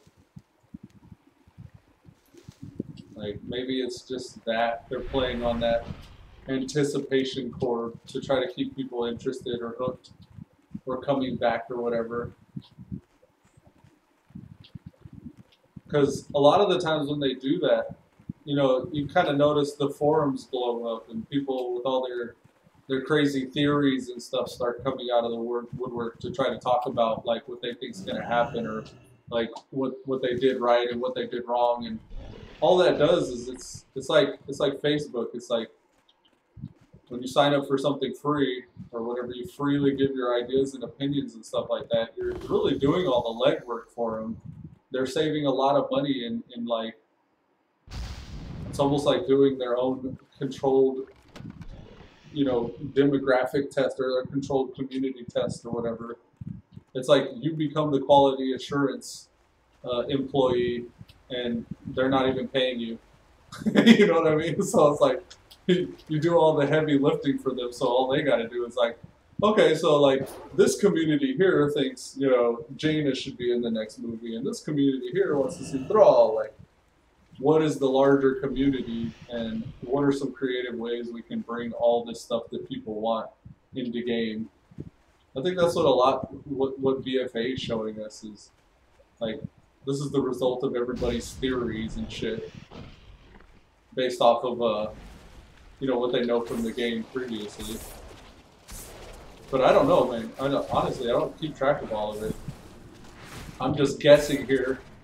I go off of instinct and intuition a lot of the times, and I don't know if I'm ever right or wrong, but I don't know. I don't try to hold too many hard opinions. And now there won't be a sequel. You mean not many people care about pre-Thrall? I mean, if they did pre-Classic, it would be good in the War of the Ancients, Valkyrie, and Shara, and now there won't be a sequel. True, it's short-term injection, but fast forward a few years, and now everyone's waiting for Classic to resub. Yeah. It's crazy that many people want to play an old game. And it's kind of weird, too, because, like, they have recently re-released that Warcraft 3. It's like all they're doing is cashing in on that nostalgia.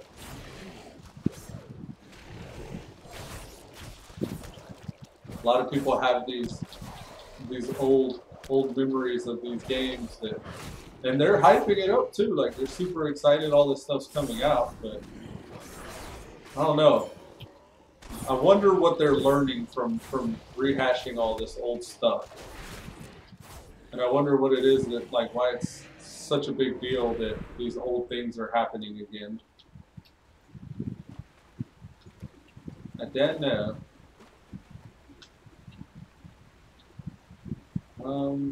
This wants something. I don't know what it wants. Waterfall? Oh, I'm supposed to take a picture. Okay. Hold on. Right.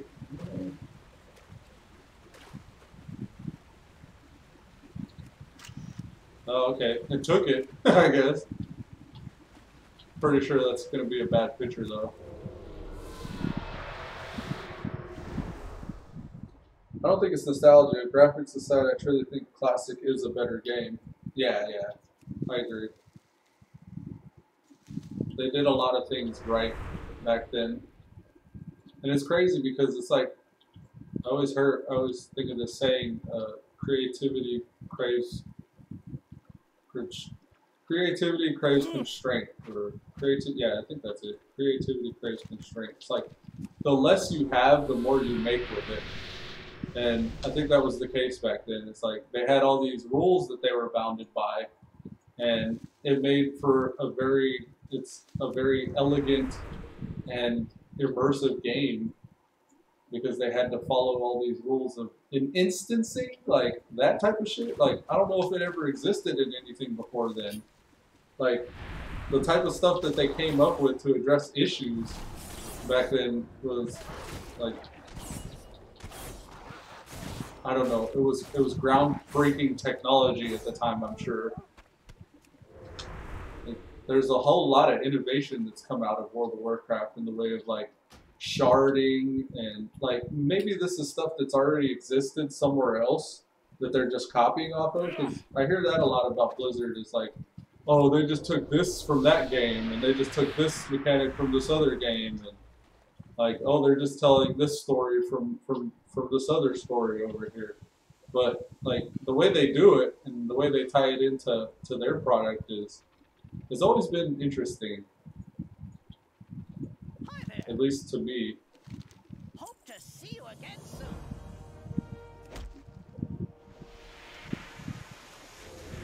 But I like that. I like that stuff. Like the leveling thing. I'd never heard of any of these MMO concepts. I think what it was is RPGs in general. Like I'd never played RPGs before I played WoW. I couldn't tell you what an RPG was before I played WoW. And maybe that's what it is for me, is like that whole genre opened up to me from playing World of Warcraft.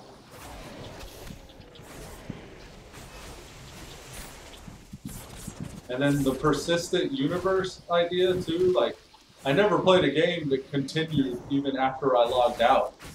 WoW was a lot of mini firsts for me in the game design and the gameplay and stuff like that. Like I'd never seen a lot of the different things that I experienced in WoW anywhere else before. Before WoW, it was like racing games and fighting games, 2D side scrollers. That was it. That was like all my experience was. And like now, it's like once I started playing WoW, I had a persistent character that I could build the stats up like however I wanted. And like if I wanted to see what agility did, I just threw a bunch of agility gear on and saw how it affected my gameplay. And like the look of my character, like the fact that I could throw on pieces of gear and it changed the way my guy looked, that blew my mind too. Like I've never seen shit like that before. So for me, like, if nothing else than just having that gateway to this entire world of RPGs and MMOs or like whatever, like that's kind of what's always been my favorite thing about WoW. It took people 2 to 4 days. Let's see. I don't think it's the solid graphics aside. Classic is a better game, but it's the opposite. They have more rules now. The good thing about Classic was immersive through time investment. Nowadays, everything is Casino Royale, RNG, quick fix. It took people 2 to 4 days to hit level 30. Today, it takes like 4 hours. The more time invested, the more you as a person are invested. You have to cherish it more and enjoy it. 2 to 4 days actual in-game time. Yeah, I think you're right. You were a lot more invested, but I guess in their defense, nowadays they kind of keep up with the other games that are coming out. I wonder how that's affected their development. Like the fact that like games like Call of Duty and like Black Ops and Battlefield and all these other games with loot crates, like they started kind of doing what WoW does with the gearing and the gambling and stuff like that. Like WoW, maybe they still see themselves as competitors with other games like that, and maybe they're trying to figure out ways to vie for attention in a world where Minecraft and Fortnite exist. But like I don't know, to be honest. I couldn't tell you.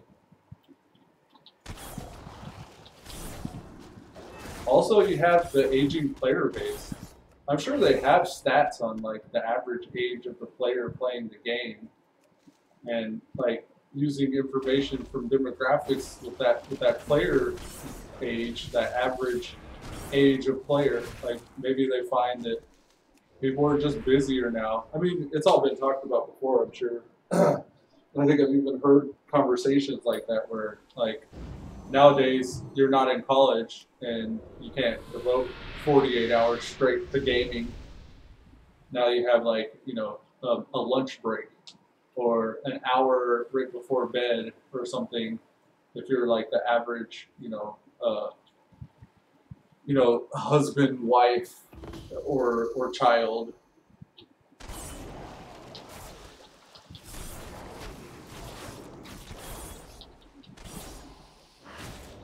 parents a lot. There's probably a lot of parents or whatever. So I think the game gets tailored to that, to like, who are the paying subscribers? Let's keep them paying and subscribing by giving them what they need.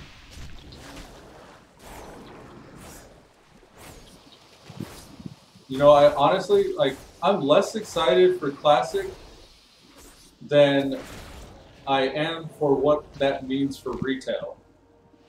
Because I think that they're gonna use Classic as a tool to figure out what to do for the main game, or even the next game. Like I think that WoW has been done. Like I honestly wish that they would move on and kind of like in the back of my mind, like make a different universe, like give us a different world to explore or something, and use all of what they've learned with World of Warcraft over the years and what they're going to learn from WoW Classic, like towards some more hardcore experience in a different universe. And maybe make this game like not for everybody. Maybe make this game for like, you know, I don't know, and hopefully, I mean, I could hope, but I'm not sure like if it's possible that they just even create just a new. I don't know if it would be profitable though. So like I don't know. Like I'm hoping that it all goes towards something later on that becomes even better. But like all of WoW and Classic WoW and all this stuff is just it's a huge data collection server, and they've been collecting data for years. I just hope that they put it to good use in some way that we don't expect. And over time, traditionally, Blizzard has been always really good at giving us really nice surprises.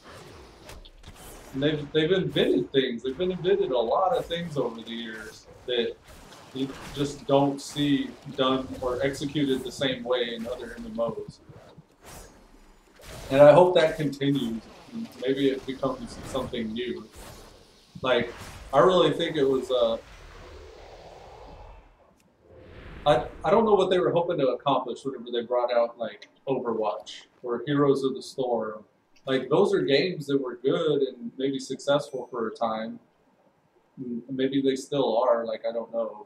But I was really I'm still kind of caught off guard by the fact that they switched genres. It's like, really? Like, you got this thing that you did that's like the best thing in the world that's ever been done, and you're gonna, it's like Michael Jackson. It's like Michael Jordan playing baseball. It's like, oh, like, you're the best ever basketball player, you're gonna play baseball now. And you're pretty decent at baseball. Okay, so you're pretty decent at baseball. But you realize you're the best basketball player ever. Right? It's like, I don't know. But maybe I'm just like everybody else whenever they heard of that or whatever. Like I don't know. I just felt like they could have made another MMO. Maybe that's what the Project Titan was about. I don't know. We'll never know because it was leaked or whatever. Maybe it would have just been like the World of Warcraft movie where it's like, oh wow, for 2 hours this is awesome. Okay, it's over. Never look back. Never look at it again. I don't know. To be honest, I think they'll end it in some way in 1 or 2 expansions. Sylvanas is saying in-game, and cultists are saying the end time is coming. So WoW 2 or something else? I think something else. Like, let's get out of the Dark Ages. Let's do something futuristic. Like, not Wildstar, but like, you know, something else. Or maybe even just like a completely different world altogether. I don't know, Alien, kind of like StarCraft has done space exploration, right? Like, I don't know if a StarCraft MMO would be very cool. But if you think about it, maybe having that entire new universe with StarCraft would open up like even more sales for them, for people that play StarCraft. But that's kind of a hardcore group, them StarCraft players. I heard about StarCraft even before I ever played WoW. So that game's like old as dirt and been doing stuff that people have been amazed with for a long time. But I don't know if WoW 2 would be good. Maybe they could take the universe of WoW and progress it forward, but I don't know. Like, honestly, I think, I hope that they do something even different. Like, you know, WoW's kind of like a fantasy, medieval time, swords and shields type game. I guess the opposite side of the spectrum would be like StarCraft or you know, like Warframe or SWTOR or like those space exploration style games.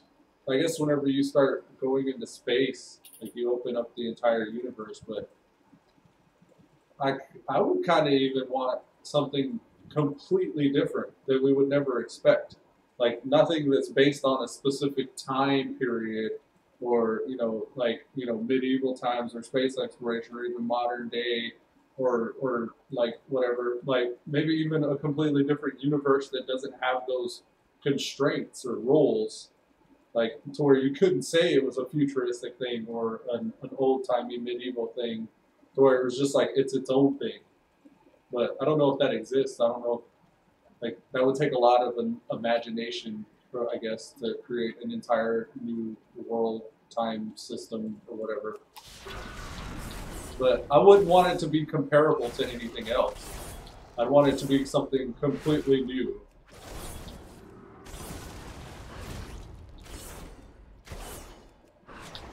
I feel WoW 2 could be Azeroth waking up and taking us with her to fight universal enemies in some form.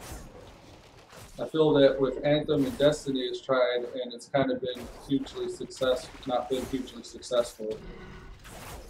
Anthem and Destiny those are FPSs though, right?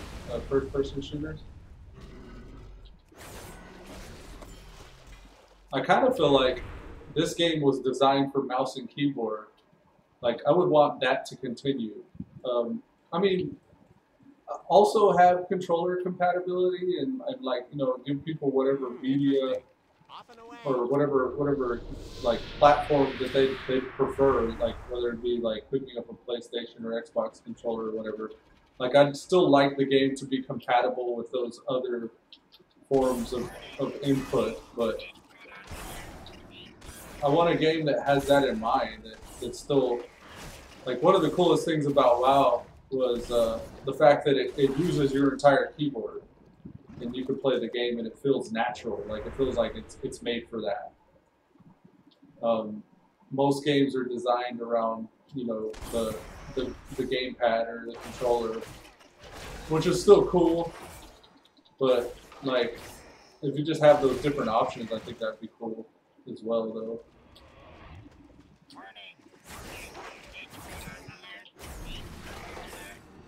But I don't even know what that stuff looks like, man. I would hope that something new like that could exist.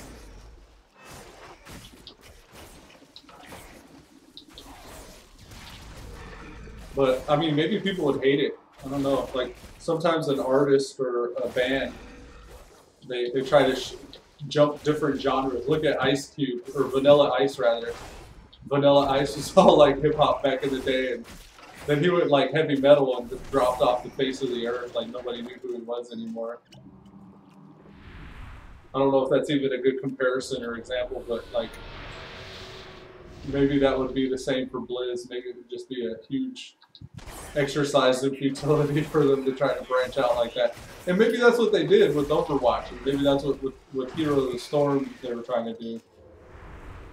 It could be that maybe designing a game like World of Warcraft was just too difficult. That's why it's so hard for any other game in the genre to really compete on a global scale, like with WoW and the way it is designed and played. But I mean, there are people out there that would argue like different, like, no, Guild Wars 2 is the best MMO in the world, or no, Black Desert Online is the best since it came out. Like, it's so much better for, maybe it depends on the person or the perception, like what they value, what's worth it. But I mean, I guess if you're a hardcore Blizz fan, or if you've even kept track, you could just say like what they always say to the opposing team, like talk all the shit you want, but scoreboard, scoreboard. Like look at the numbers. What are the numbers saying? Everybody's playing this game. Like maybe that's the end all be all. Maybe it's like whatever the popular vote is. Maybe they could make another game though that would have the popular vote, but I don't know. I don't know if that's possible. Most people know what to expect with WoW or with Blizz. I don't know. Overwatch surprised me though. I don't know if there was any other game like Overwatch out there whenever Overwatch came out. I mean, I know Paladins came out around the same time, maybe even when Overwatch was being developed. It's like we have the light of the internet shining on all the corners everywhere, all the dark corners of the development process, and kind of spoiling these things before it comes out. I get a sense that with game developers, like they hear a good idea for a game and that a publisher is working on it, and then they try to be the first person. Everybody wants to be the Coca-Cola. Like they want to come out first. So you associate that genre with that game or that development team. But when it's executed properly, it's really good. But it's just weird. It's like Fortnite. Fortnite came out based off of PUBG, right? So everybody compared Fortnite to PUBG, but Fortnite's actually done a lot of really cool shit. Like with their community and like the different seasons that have come out, and even their cash shop to a certain extent is pretty cool. But like, I don't know. It's like the PUBG came out first, but I still don't know half as much about PUBG as I do Fortnite. To be honest, I don't think they have creative teams for it. What makes WoW so good for the RPG stuff was the lore, heavily borrowed from Lovecraft, so they're very original. So they aren't very original. Overwatch wasn't anything new. Fortnite was more original.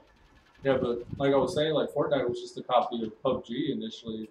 Apparently, like that's what a lot of people say. That's what I've heard at least. And after like playing Fortnite, I looked into what PUBG was, and it's just an adult Fortnite. It's just that's what I came away with. It was like, oh, this is Fortnite for adults. Okay, I see. But that one came out first, right? I wonder if there was even another game before PUBG. I mean, I think Fortnite and PUBG, like those are games just based off of people that were playing DayZ and Rust. Because I feel like DayZ and Rust were like the babies that hatched Fortnite. I gotta take a reading of the rusted vault. I'm sitting here running around trying to figure out what this is. Inspector Gadget. Okay. Where is? Oh, okay. So I just sit here and do this. Maybe follow where it goes. Okay, end it over here.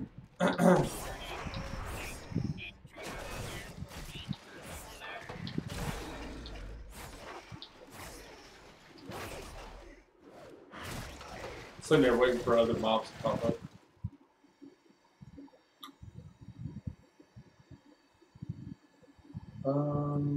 Yeah, but the building aesthetic was actually a major pillar of Fortnite. They rebuilt the FPS after PUBG. But originally Fortnite building was more heavily involved, but it got pushed aside for PUBG hype. But like the alpha and beta, it's more of an FPS Minecraft. Oh, is that right?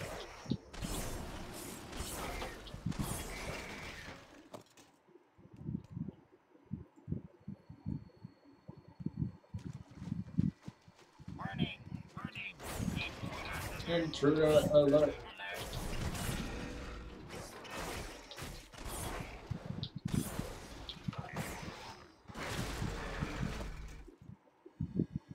Inventory's full. Oh God. I gotta get some bags.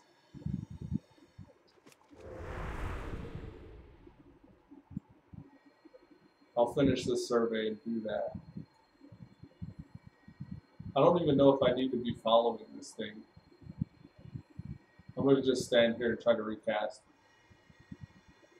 Oh yeah, I could have just stood in one place. Okay, okay.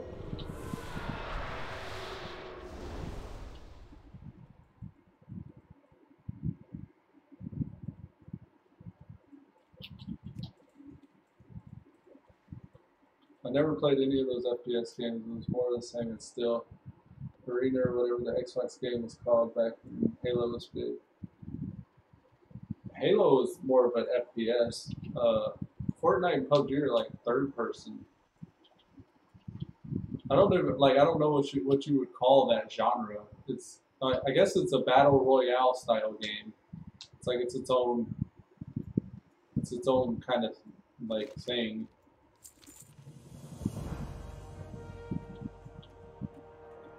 I saw a lot of other battle royale games start after I heard of Fortnite and PUBG coming out. Like they got one coming out. Well, Apex Legends was also founded off of the same thing.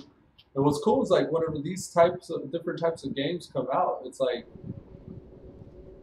that whole genre opens up, and they begin innovating on that genre. Like Apex Legends brought kind of like what was cool about Overwatch into the battle royale scene. They like married Fortnite with Overwatch in a way, because you had like ultimate abilities and like your other utilities that you could use, but it still had kind of like the Halo, like go pick up loot from the map concept. And what Apex Legends did was it allowed you to revive your teammates, and that's kind of what's cool about Fortnite as well. Is like Fortnite has set the bar to where like you can't predict what their game's gonna play like, because in every season they have these different specials. Kind of like in WoW, we have the holiday events where you can have a bonus battleground on the weekends, but each weekly you have like this week is the Warlords of Draenor Time Walking. Like Fortnite kind of did that, where it has a different game mode you can go play, and they'll have like nothing but shotguns and jetpacks for one style of battle. And Halo did that originally too. I remember Derelict, it was shotguns and pistols only, or shotguns no shields, or something like that. And we would do matches where it was just shotguns and no shields.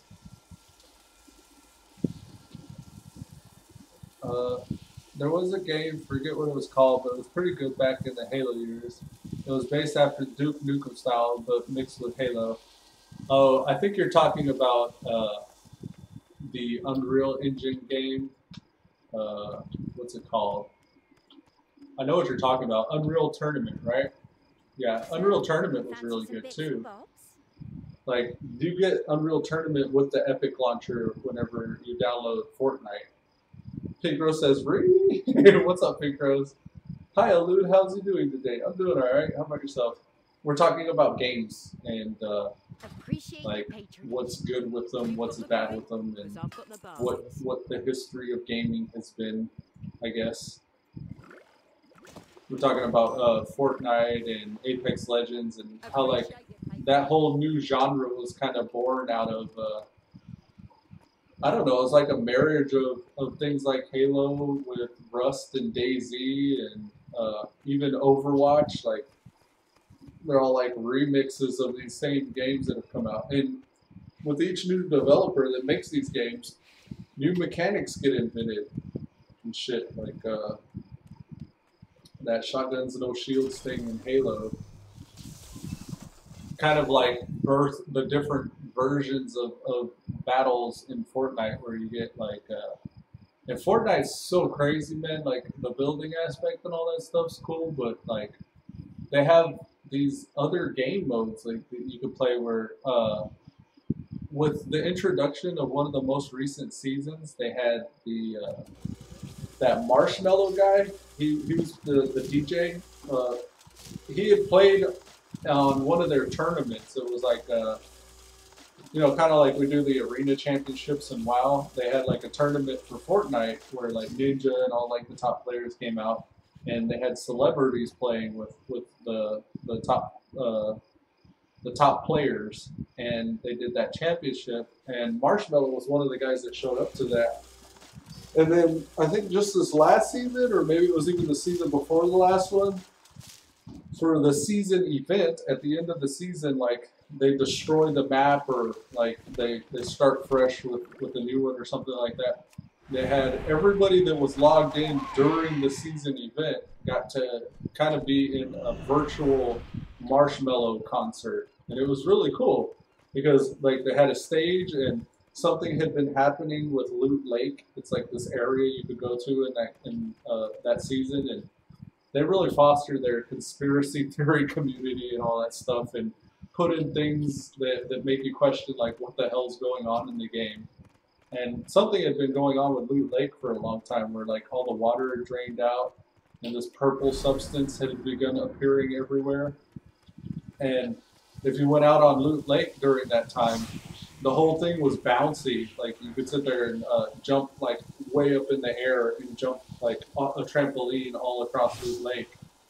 And when the Marshmallow event happened, the DJ stage appeared there, and there were people able to like have like you know a little party while Marshmallow, his avatar was there like sitting behind the DJ booth on a stage, and they had a big flat screen. It'd probably be easier to show you than explain. Marshmallow. But like I'd never heard of anything like that before in a game, and seeing that for the first time was kind of crazy. DJ Fortnite season, Fortnite season event. Let me see if I can find it here. This thing, Marshmallow holds first ever Fortnite concert. This is kind of like world changing, this type of shit that happened here. So everybody that logged in during this event went to Pleasant Park, and inside of Pleasant Park, I thought it was Loot Lake, you could see Marshmallow's character. What's up, Pleasant Park? My name is Marshmallow. And anybody online to watch this stuff, like they were able to go and party and be a part of it. And it's like they had shards and shit like that, and each different person that went out and like they participated in this, they're all like different streamers and players and stuff, and they're able to just have like a celebration of the map like getting destroyed while Marshmallow DJ'd for them the end of the season. It was just like an end of season party. Everybody has their own costumes and emotes and stuff, and like they turned everything into a bouncy thing. I was there for one event where they had like a rocket launch. From one season to the next, they had some kind of a rocket launch sequence had been happening for a long time. You would hear it going off sometimes while you were just playing the game. And it was just kind of like the background of the match for a while. And like as you're running around, you kept on hearing this some kind of announcement going off in the background. And it just made you wonder like what the hell was happening with the story around the map the whole time. You still go in and like get your headshots and your kill death ratio up or whatever, you know, die and then start over in the next map. But persistently the map would stay there with whatever the lore was or the story was at the time. And it made you wonder. You would find shit while you're running out around in the world too. Like you'd see TV screens, and on every TV screen on the map there would be like a skull and crossbones and like a countdown or something. And you'd be like, what the hell is this? This wasn't here last week. And it kind of made you curious and wanting to explore like what the hell was happening. And then at the end of the season, like that event would occur and it would kind of explain all of what was going on. And part of the progression too, like they had like weekly challenges and shit. Like you had to get so many shotgun kills, or you had to get so many headshots, or you had to find so many of these Fortnite letters. You find letters in the different parts of the map that would spell Fortnite. And like those would give you clues after you completed those challenges with like wallpapers and skins and different swag that you could get in the game. And it would kind of explain what was happening lore-wise in that universe. So it was that I'd never seen anything like that stuff before. I thought, oh, that was really cool, and like I would still continue to play it today if the laptop could stream it. Like it's another one of those games where it's like I can play it really good offline when I'm not streaming and have like really good FPS. But whenever I start streaming, it's just so chugged down. It's like I'm sitting there running around with a wiffle ball bat while everybody else has like, you know, shotguns and stuff. Blue Strider says, I mean, Counter-Strike really started out the whole holiday modes too. Yeah, that stuff's been around for a while. I agree. Pink Rose said, good, thank you. Right on. Ooh, this is the new portal room. I haven't seen this yet. This is the portal room for the Alliance. Where the hell am I? How do I get out? This way? Ooh, Derlagzors. Kind of reminds me of the Mage's Order Hall.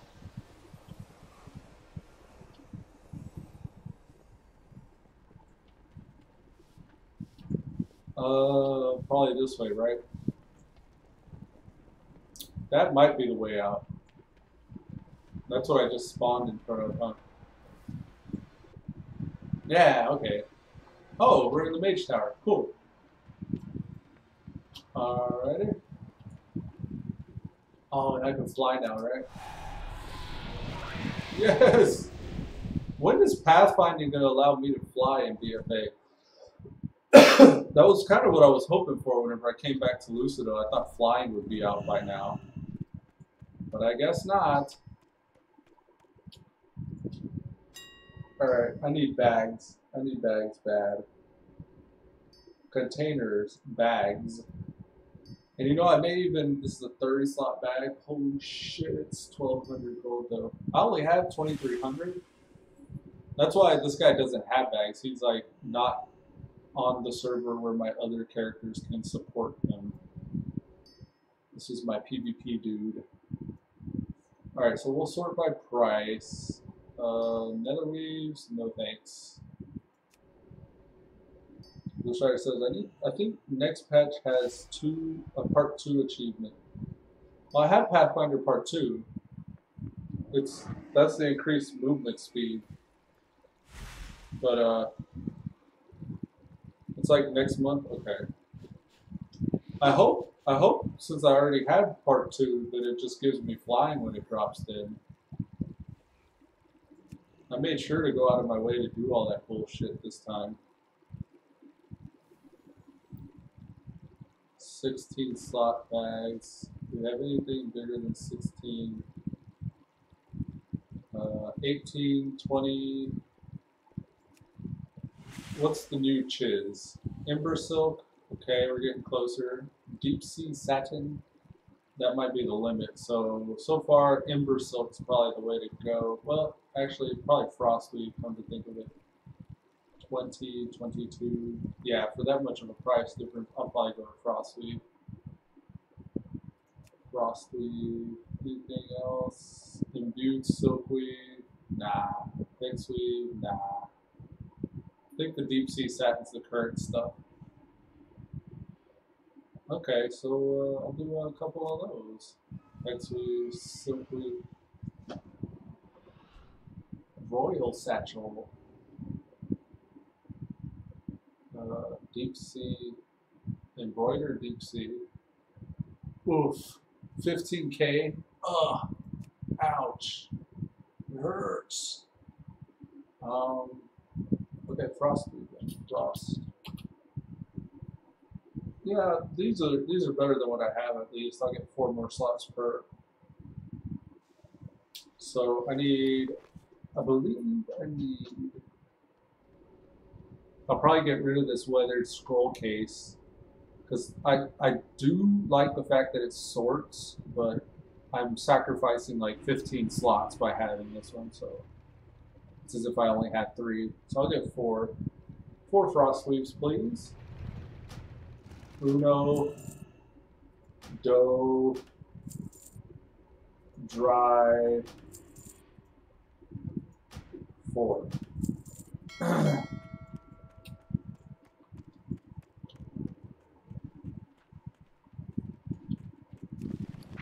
Thank you very much.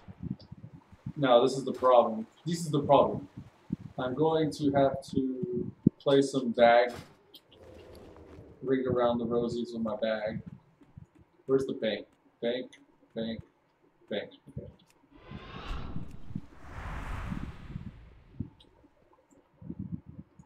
This is what I'm going to do. Light be with you. If it lets me, if it's good. Yeah, I think this would be good. Clean up bags. Yeah. Okay, so now everything I deposit should just go at the top. Chain. Let's do this there, that thing. That there, this thing here. Keep the bags.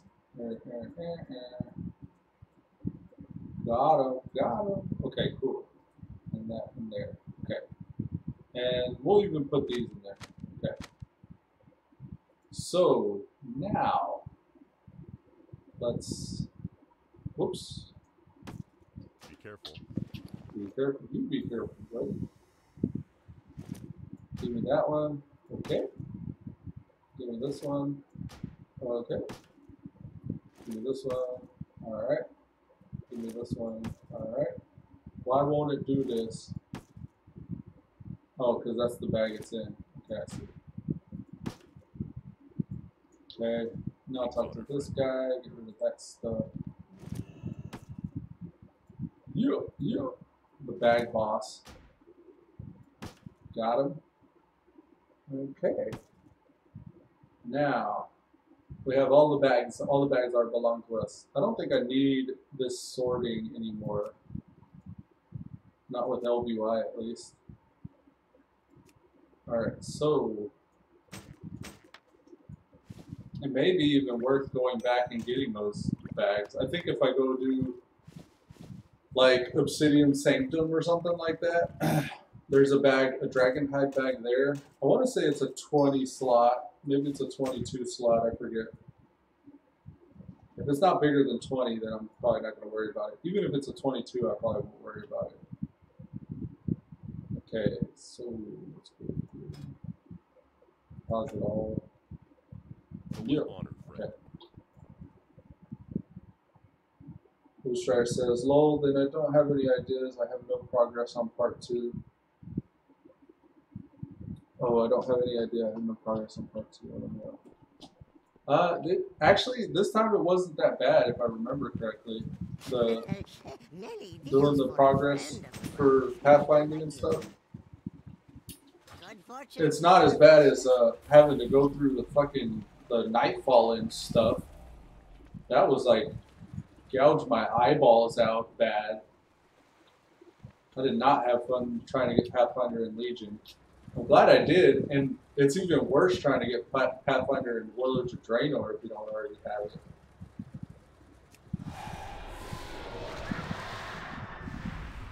I think now we can head back. Yeah, I think if you do it the expansion that comes out, it's not as bad.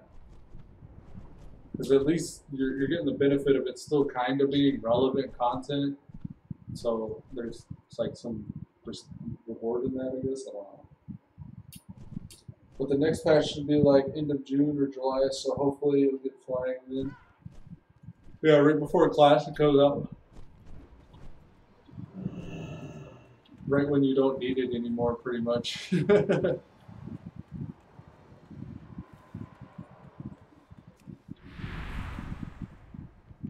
Okay. Let's go to Tiragard. That's Azuna, that's Borealis. This is the one.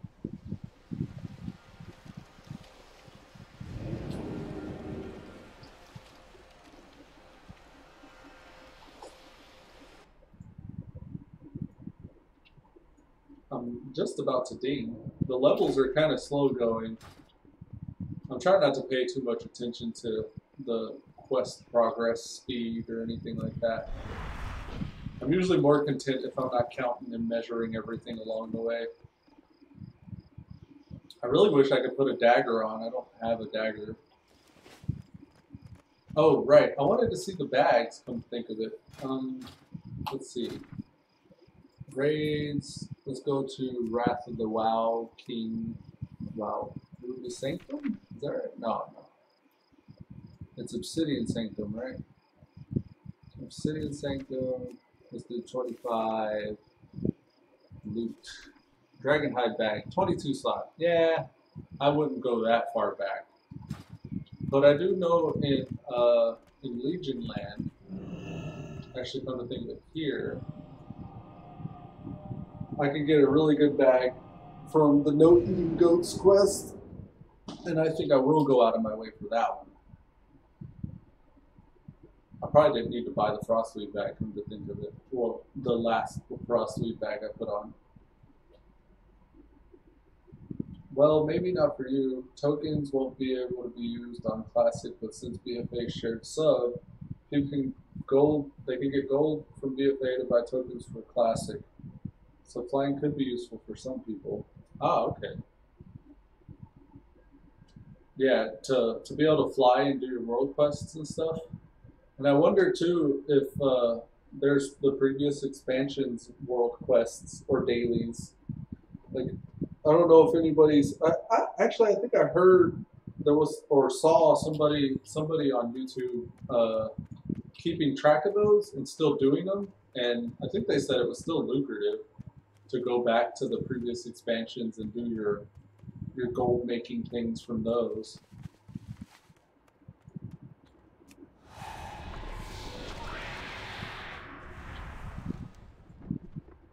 But like these here, if I go to world quests, I'd be interested to see what kind of gold rewards you can get. 200. So all this stuff, if I decided to make gold, would be times 12. If I wanted to hone in on gold, so that'd be like 17. That's almost 1,800 gold times 12.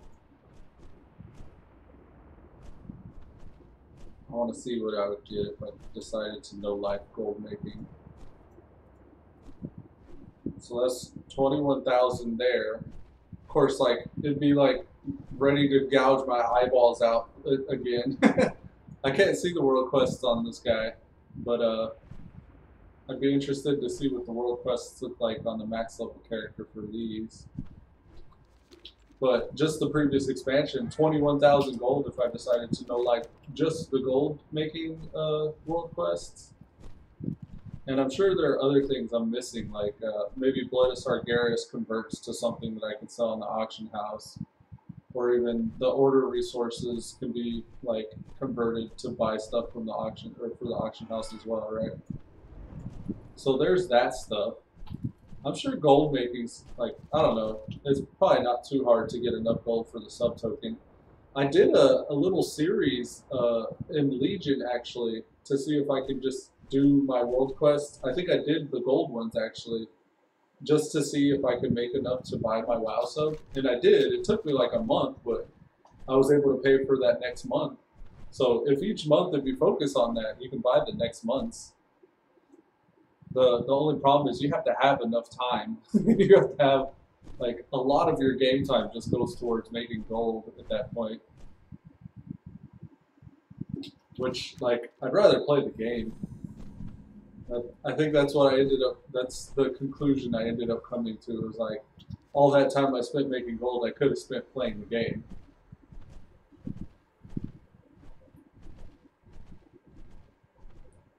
And those got nerfed at the start of BFA. Those were giving 500 gold, like when Legion was current. Yeah, BFA probably still gives a good amount though, because you think about it now, it's like now you have access to the BFA ones, which still give gold, and you have access to Legion, which still give gold. So maybe they take that into account that you'd be doing both of them if you're doing those. I think it's like 50 on the Isles, but I was farming them in BFA launch. Isn't that funny? People will main Classic, but maybe play BFA to farm gold in order to play Classic. It's a weird synergy. It plays into the strength of BFA though, right? I mean, BFA is kind of designed with that in mind, that somebody's just going to log in to do whatever their daily objective is and then log off. And BFA is like ready for that. So when that becomes the case, I think people will appreciate BFA a lot more.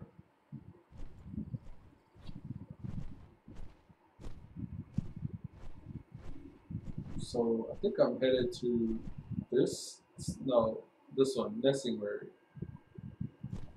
I disabled or uninstalled my waypoints add-on, so Victory over I Ellison don't will have that require anymore. strength beyond our own. What is about right Ascend here? to the lunar crucible and seek the blessing We're of trying the to set up Moonguard all right? ancients. Yeah, man.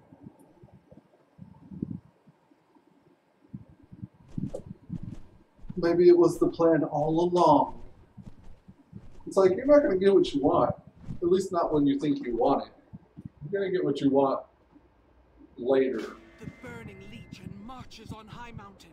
Our allies have engaged the demons throughout our lands. To turn How the long tide, is this, champion, actually? You must strike at the heart of their forces. 3 hours left on the Legion invasion. It may be worth logging on to my... I think I got a level 90 that can benefit from these. Or it would have to be a level 100, right? 110. These are all 110. I think I'm sorting by these. Ah, yeah, okay. Here's 100s to 110s. Yeah, I don't have anybody in Legion land. They're all out of Legion land by now.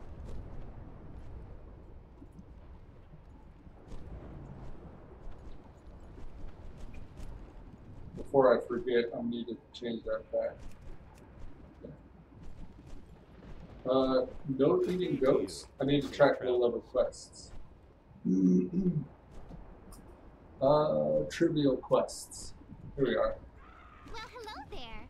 Addy Satchel, 26 slot. Yeah, buddy. Okay. Take this goat. How did I not just one shot? I feel so weak right now.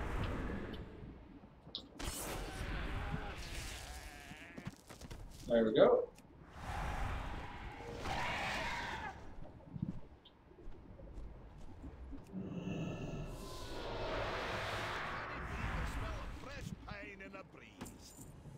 Alright.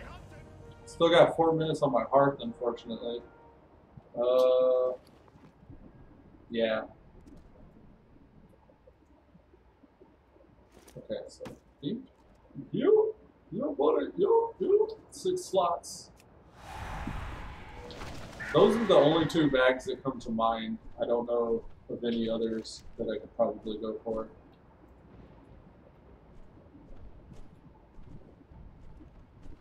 But I think that was worth it. That was worth 6 slots for the few times I had to run back and do the damn bizzle.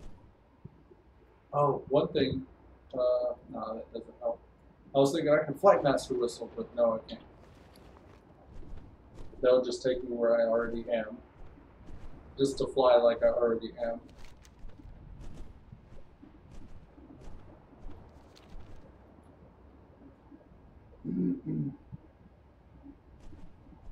You think that you want it, but you don't. We have you thinking that you don't want to, but you do. I mean, you all have phones, right? Oh, guys.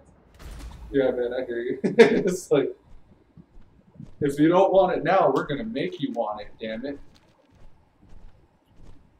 Blizzard's smart. We know.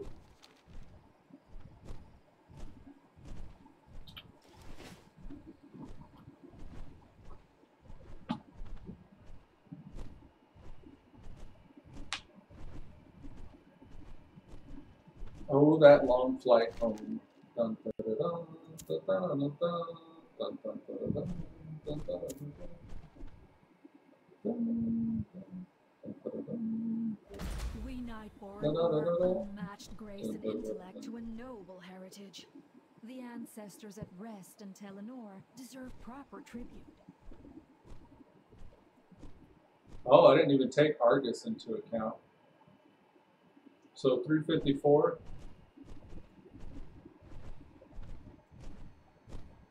Let's see. 254. So that's actually plus 42. Yeah, that's potentially close to 26,000 gold from the last expansion. Altaholic hopping. Just grinding. So that would be, if I just did that, that's a daily, right? So those are on what kind of a timer? How often would I be able to do that? So they're about a day. This one's actually 2 days. The whole list rotates every 2 or 3 days, it looks like. So if that's the case, then I'd probably just need like a week or two. I could get all of the money I need for the WoW token just with those. That's not counting the current expansions, gold making stuff.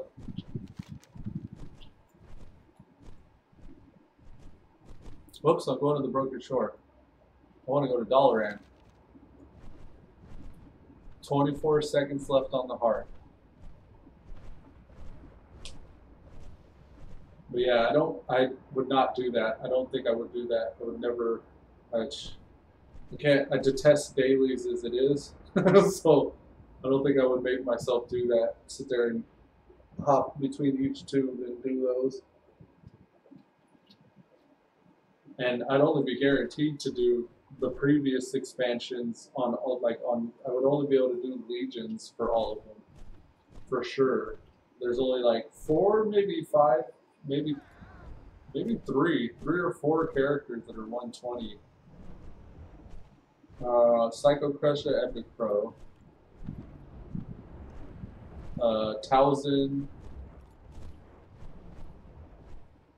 Wasn't there another one? Thord and Elude. So 1, 2, 3, 4, 5. So I would only be able to do it on 5 characters for BFA.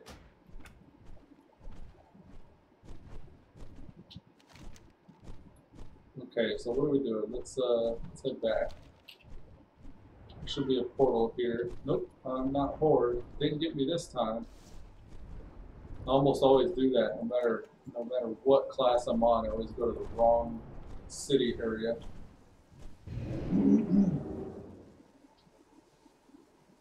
I just fuck it. If I grind gold, it's to buy things in the game with gold.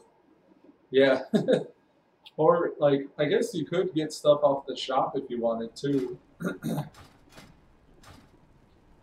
Like, what kind of stuff they got in the shop? You could get the Dreadwake if you wanted that. You could just grind enough gold in the game to be able to switch your WoW token over. Or Hogris, the Swine of Good Fortune. Or if there was ever like an OG one. I wish you could redeem your old ones that you had. I'd get rid of the Winged Guardian. I like the Celestial Steed because it matches if I'm on a Boomkin. It's really cool having this mount on a Boomkin. Transmorpher Beacon. Oh, a mobile transmog. Flashy fireworks. Defeated lines are hard. Sub tokens 120k. That's the same it was like a year ago, right? You can get character boosts and faction changes. That would probably be worth having gold for, or WoW tokens exchanging for. Getting character boosts and shit. $60 though. Like, how many WoW tokens is that? You know, that's like a lot. BFA Digital Deluxe. Could upgrade to Digital Deluxe. Bundles. You could get a bundle. Yeah, I don't know. The Dreadwake is what's featured right now.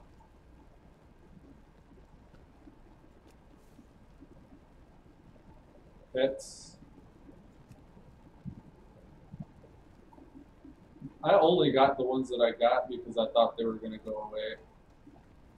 Once I noticed that they came back or that they would continue to go away and come back, I was like, nah, Same with Fortnite. The moment I realized that's what the case was for Fortnite, I was like, nah, I don't care about it anymore.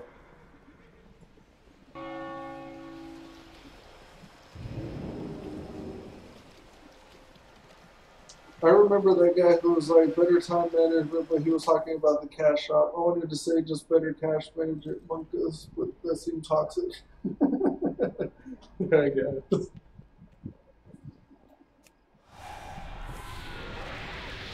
Or better expectation management. Like, just don't expect to get anything like that.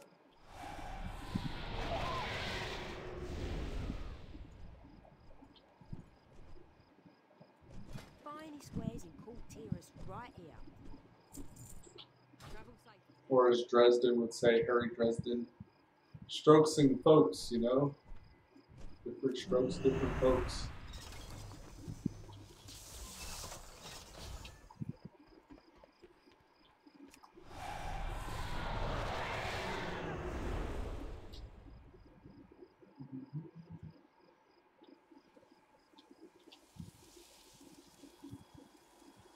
Okay, what are we doing?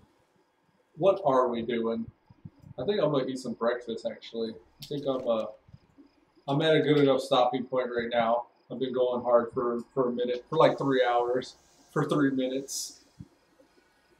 Oh, Blue Strider says, well, I mean, if you talk affordably with the game you already bought or sub, I would prefer to give the money when I choose to support the game. Oh yeah, definitely. But like, I think what the cash shop shows us, or the WoW tokens, the fact that you can purchase them, is you really support the game just by playing it. So, I mean, yeah, you buy the sub, but even free-to-play games, that's the case. Like, if you're just playing it, you're supporting it. Like, what you decide to invest your time and attention on is what you're pretty much supporting. Wares in cool tiers right here. Would you like And I honestly think that's the case. I mean, yeah, money does provide a little lifeblood to empower the thing you care about, but just as much with time and attention. That's what Facebook, Instagram, all that shit showed you.